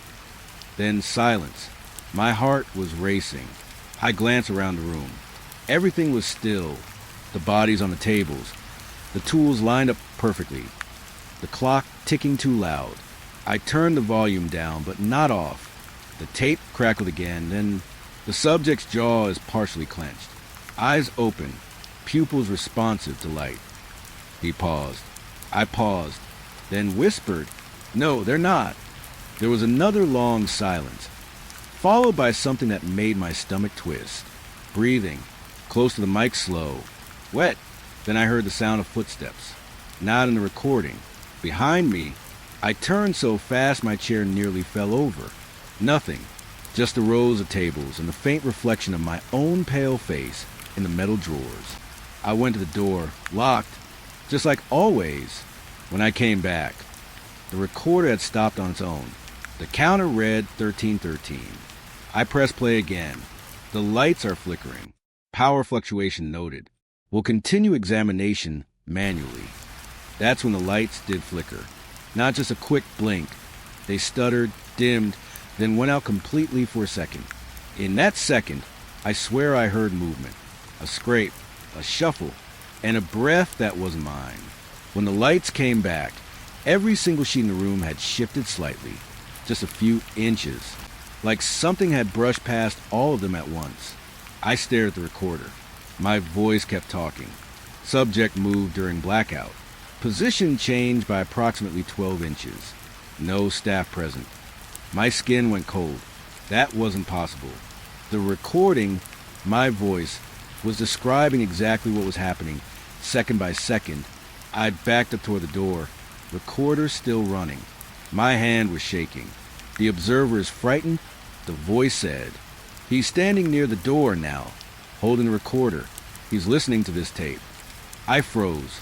He doesn't realize yet that he's standing in the same spot I was when I made this recording. That's when I dropped it. The recorder hit the floor, tape spinning, voice warping. I slammed the stop button and ripped out player. The tape unspooled across the tile, black ribbon twisting like something alive. For a moment, the room was dead silent again. Then from somewhere deeper in the hall, I heard the faint hum of static, like another recorder had turned itself on. I grabbed a flashlight and followed it against every bit of instinct I had, down past the cold chambers, through the storage racks, until I found the old corridor. It ended at a rusted door marked elevator shaft, sealed. The sound was coming from behind it. I put my ear to the metal and heard my voice again. End of tape 14. Observer terminated recording at 3:27. Subject remains unaccounted for. Then static. Then a faint click, like the recorder had just been turned off. I don't remember leaving the basement. I just remember Hope finding me in the break room an hour later, shaking so bad I couldn't hold my coffee. He said I must have fallen asleep down there, that maybe I dreamed it. But later that day, when I went to log the tapes, number 14 was gone. The shelf skipped from 13 to 15. Holt said maybe I misplaced it. I didn't argue. But that night, when I got home, my phone buzzed. No caller ID, just a voicemail. I hit play. It was static. Then, case number 14. Mail. Unclaimed. My own voice. And then, something new. Something I hadn't heard before. Subject identified. Observer deceased. Body to be retrieved tomorrow, 3:27 hours. I dropped the phone. It kept playing, the words looping faintly through the speaker, until it ended with the sound of a door creaking open. The next morning, I didn't go back to work. Didn't answer Holt's calls. Didn't check my messages. But at exactly 3:27 a.m., my power flickered. The TV turned itself on, and the screen stayed black, except for one line of text. Autopsy tape number 15, commencing. Then my voice started again, describing the room I was in, describing what I was doing, describing me right now as I reach for the remote. And even though I turned the TV off, I can still hear it, faint, behind me, whispering my own words back to me, just a second before I think them. T started with the rain. The kind of rain that doesn't sound natural, not the gentle kind that taps against windows, but the kind that pounds like it's trying to get in. You could hear it all through the academy walls that night. Thick, endless sheets of water beating down on the roof, flooding the gutters, drowning out every other sound. We were supposed to be dismissed by 7, but the weather changed that. Around 6:30, the intercom crackled on. The speakers hissed, and then Captain Rollins' voice came through, flat, tired, like even he didn't believe what he was saying. Cadets, due to the storm and power grid failure, you'll be staying in the facility overnight. Remain in your assigned quarters. Do not attempt to leave the building. Everyone groaned. Some joked about it. But me? I felt something strange in my stomach. Like I'd just been told I was trapped. Not safe. The academy was an old government building before it became a training center. The halls were too long, the ceilings too high, and the lights hummed like insects. Every shadow seemed to move a little if you stared long enough. That night, everything felt heavier. The air, the quiet, even the light from the emergency bulbs looked wrong, dim and tinted yellow. We were 20 cadets total, 10 men, 10 women. But when the rain started pounding harder and the power flickered again, it didn't feel like there were 20 of us anymore. It felt smaller, claustrophobic, like the walls were pressing closer. My name's Carter, by the way. I'd only been here 3 months. Still new enough to get stuck with cleanup duty after drills, but not new enough to complain. At around 9, the power went out completely. No warning this time, just a deep click, and then black. I remember hearing a few nervous laughs from down the hall. Someone shouted, "Guess we're camping now." But no one laughed for long. The emergency lights didn't come back on right away. Just silence, and the sound of the storm beating against the roof like fists. Then, a faint red glow from the exit signs. That was it. The only light left in the whole building. Rollins told us over radio to stay calm, stay put, and wait for backup generators to kick in. He said it might take a few hours. A few hours. In the dark, with nothing but the storm. I stayed in the lower dorm room with 3 others, Mills, Harper, and Lee. We pushed our bunks closer together and lit a single flashlight in the center, like it was a campfire. Harper tried to keep everyone laughing. He always did. But even he couldn't keep his voice steady for long. Because after about 20 minutes, we heard something. Not thunder, not rain. A low thump from somewhere down the hallway. Lee said it was probably a loose door. I wanted to believe that. But it didn't sound like a door. It sounded slower, like someone walking. Mills stood up to check, but Rollins' voice came through the walkie again. No one leaves the dorms. Repeat, stay where you are. We froze. He sounded off. Not panicked exactly, but distracted, like he was reading something while he spoke. There was a faint sound in the background of his transmission too. Static at first, then a soft click, almost like breathing. We didn't say anything for a while after that. The rain kept hitting the windows, but I realized something strange. We were in the basement level. No windows down here. I looked around. No one else seemed to notice. Around midnight, the flashlight started dimming. Harper smacked it a few times, got a few more minutes of light out of it, and then it died for good. We sat in silence. The only light now was that dull red from the hallway exit sign leaking under the door. That's when I started hearing it again. That slow thump. Not random this time. Rhythmic, like footsteps. They started far down the hall, and every few seconds, they came closer. Harper whispered, "Who's out there?" No answer. The sound stopped right outside our door. Then nothing. Lee reached for the handle, but I grabbed his arm. "Don't," I said. My voice came out hoarse. "Just wait." We waited. After about 30 seconds, we heard something scrape against the door. Metal on metal. Then a whisper. Just one word. I couldn't make out clearly. Maybe open, maybe help. Then a click, and the sound of retreating footsteps. Slower now, fading into the rain's rhythm. Lee tried to laugh it off. Said maybe Rollins was checking the halls. But Rollins was upstairs. We'd all heard him on the radio again minutes later, telling us he was on the top level trying to reach the control room. He couldn't have been near us. By 2 a.m., the storm outside had gotten worse. We could feel the vibration of thunder through the floor. That's when the radio crackled again. This time, it wasn't Rollins.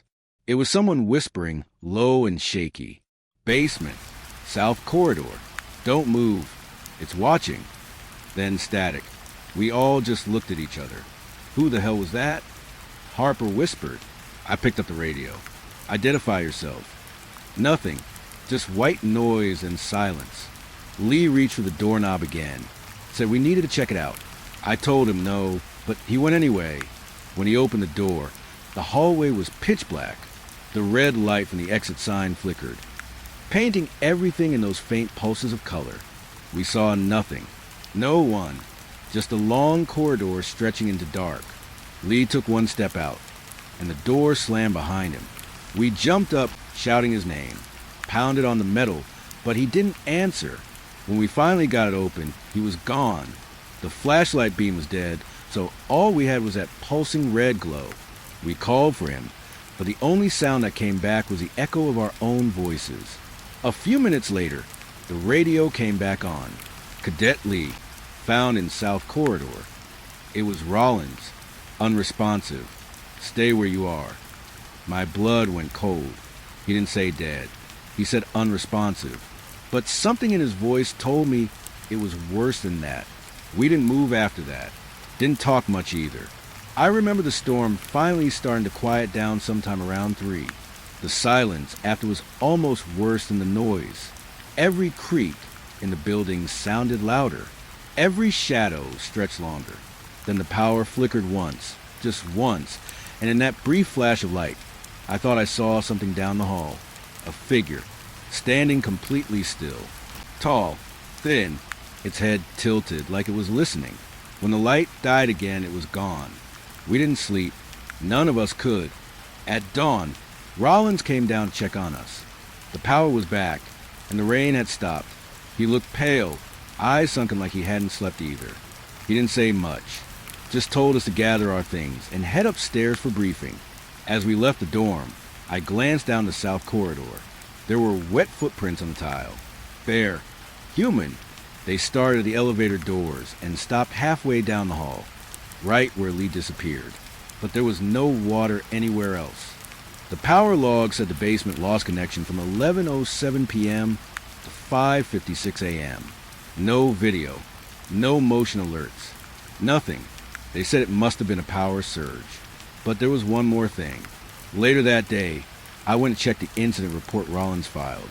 Under casualties, it said, Cadet Lee deceased. And under time of death, it said, 3:27 a.m., the exact moment the storm went silent. And I swear to God, ever since that night, every time it rains, I hear those same footsteps outside my door. Slow, heavy, like someone who still hasn't found their way back inside. The storm had picked up after midnight. By the time I was alone in the dormitory hall, the rain wasn't just falling. It was hammering relentless, like 100 fists drumming on the roof. Each drop pelted the windows with a sound so sharp I could feel it in my chest. I had tried to sleep earlier, tucked under my thin blanket, hoping the rhythm would soothe me. But the storm had other plans. It started subtly at first, just a tap, soft, almost polite, on the window beside my bed. I froze listening. Probably a branch, I told myself. Trees pressed against the building in the wind all the time. But then another tap, and another, a faint, deliberate series, almost like someone was trying to get my attention. I held my breath, staring at the dark glass.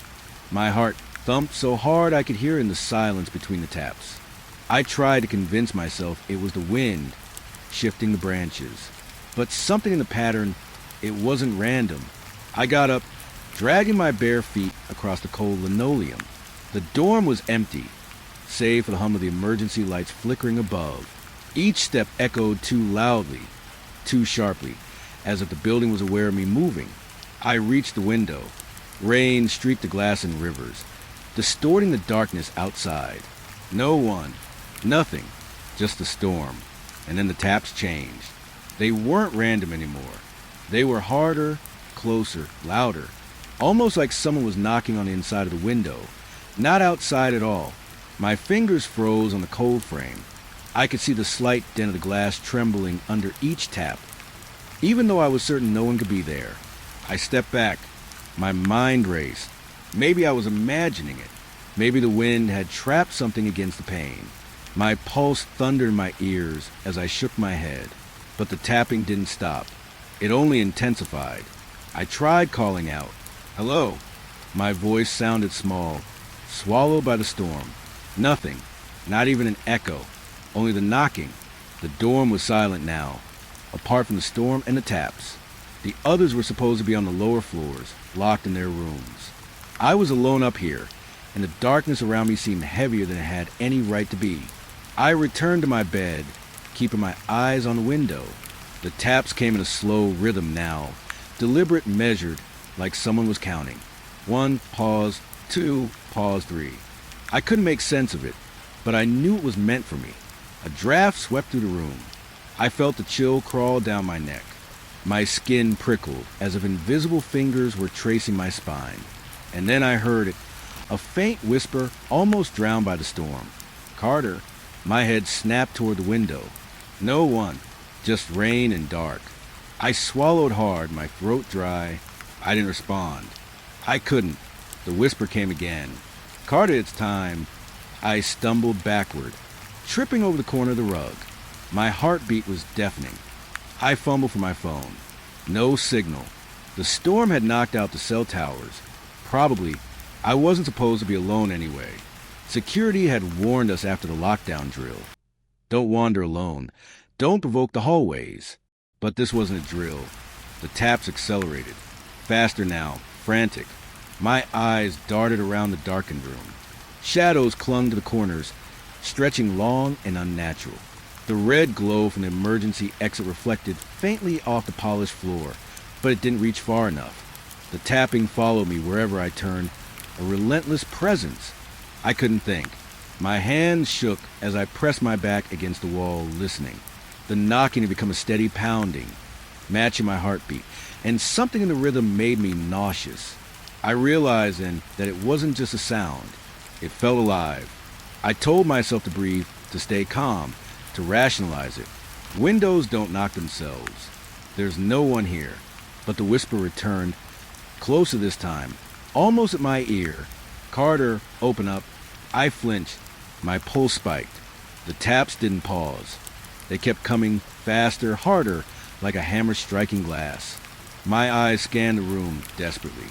I wanted to run, but the hall was a black void. The stairwell, probably flooded with rain, seemed miles away. I remembered the fire extinguisher. Maybe I could break the window, escape, but I couldn't bring myself to do it. My hands were frozen. And then, faintly, in the rhythm of the taps, I heard something else, a voice layered under the knocking. "I've been waiting." No one spoke like that. No one should have. It was low, guttural, dragging each word as if it had taken decades to form. My stomach turned, bowel rising, and I sank to the floor. The storm outside was a dull roar compared to the pounding inside my head. The tap slowed, just slightly, but now there was a scratching sound too, metal against wood, something moving along the window frame. I wanted to scream, but couldn't. The sound was both near and impossibly far. I crawled to the corner of the room, hugging my knees. The tapping stopped. Silence. The storm's roar masked nothing, but it felt louder than ever. I could hear the blood in my ears. The whisper lingered. "You can't hide." I wanted to run. I needed to run. But the moment I stood, the lights flickered, and for a brief instant, just a heartbeat, I saw it, a figure, standing outside the window, pressed against the glass. Its head tilted unnaturally, a thin shadow where its eyes should have been. Its fingers were long and pale, tapping slowly, deliberately on the glass. And its mouth, it moved. I didn't hear words, but I knew it was whispering my name. I fell backward, landing hard against the wall. The figure vanished with the next flicker of the emergency light. The tapping started again, but not from the window this time. It came from a hallway behind me. Slow, deliberate. Each knock resonating to the floor, through the walls, into my chest. I dared not turn.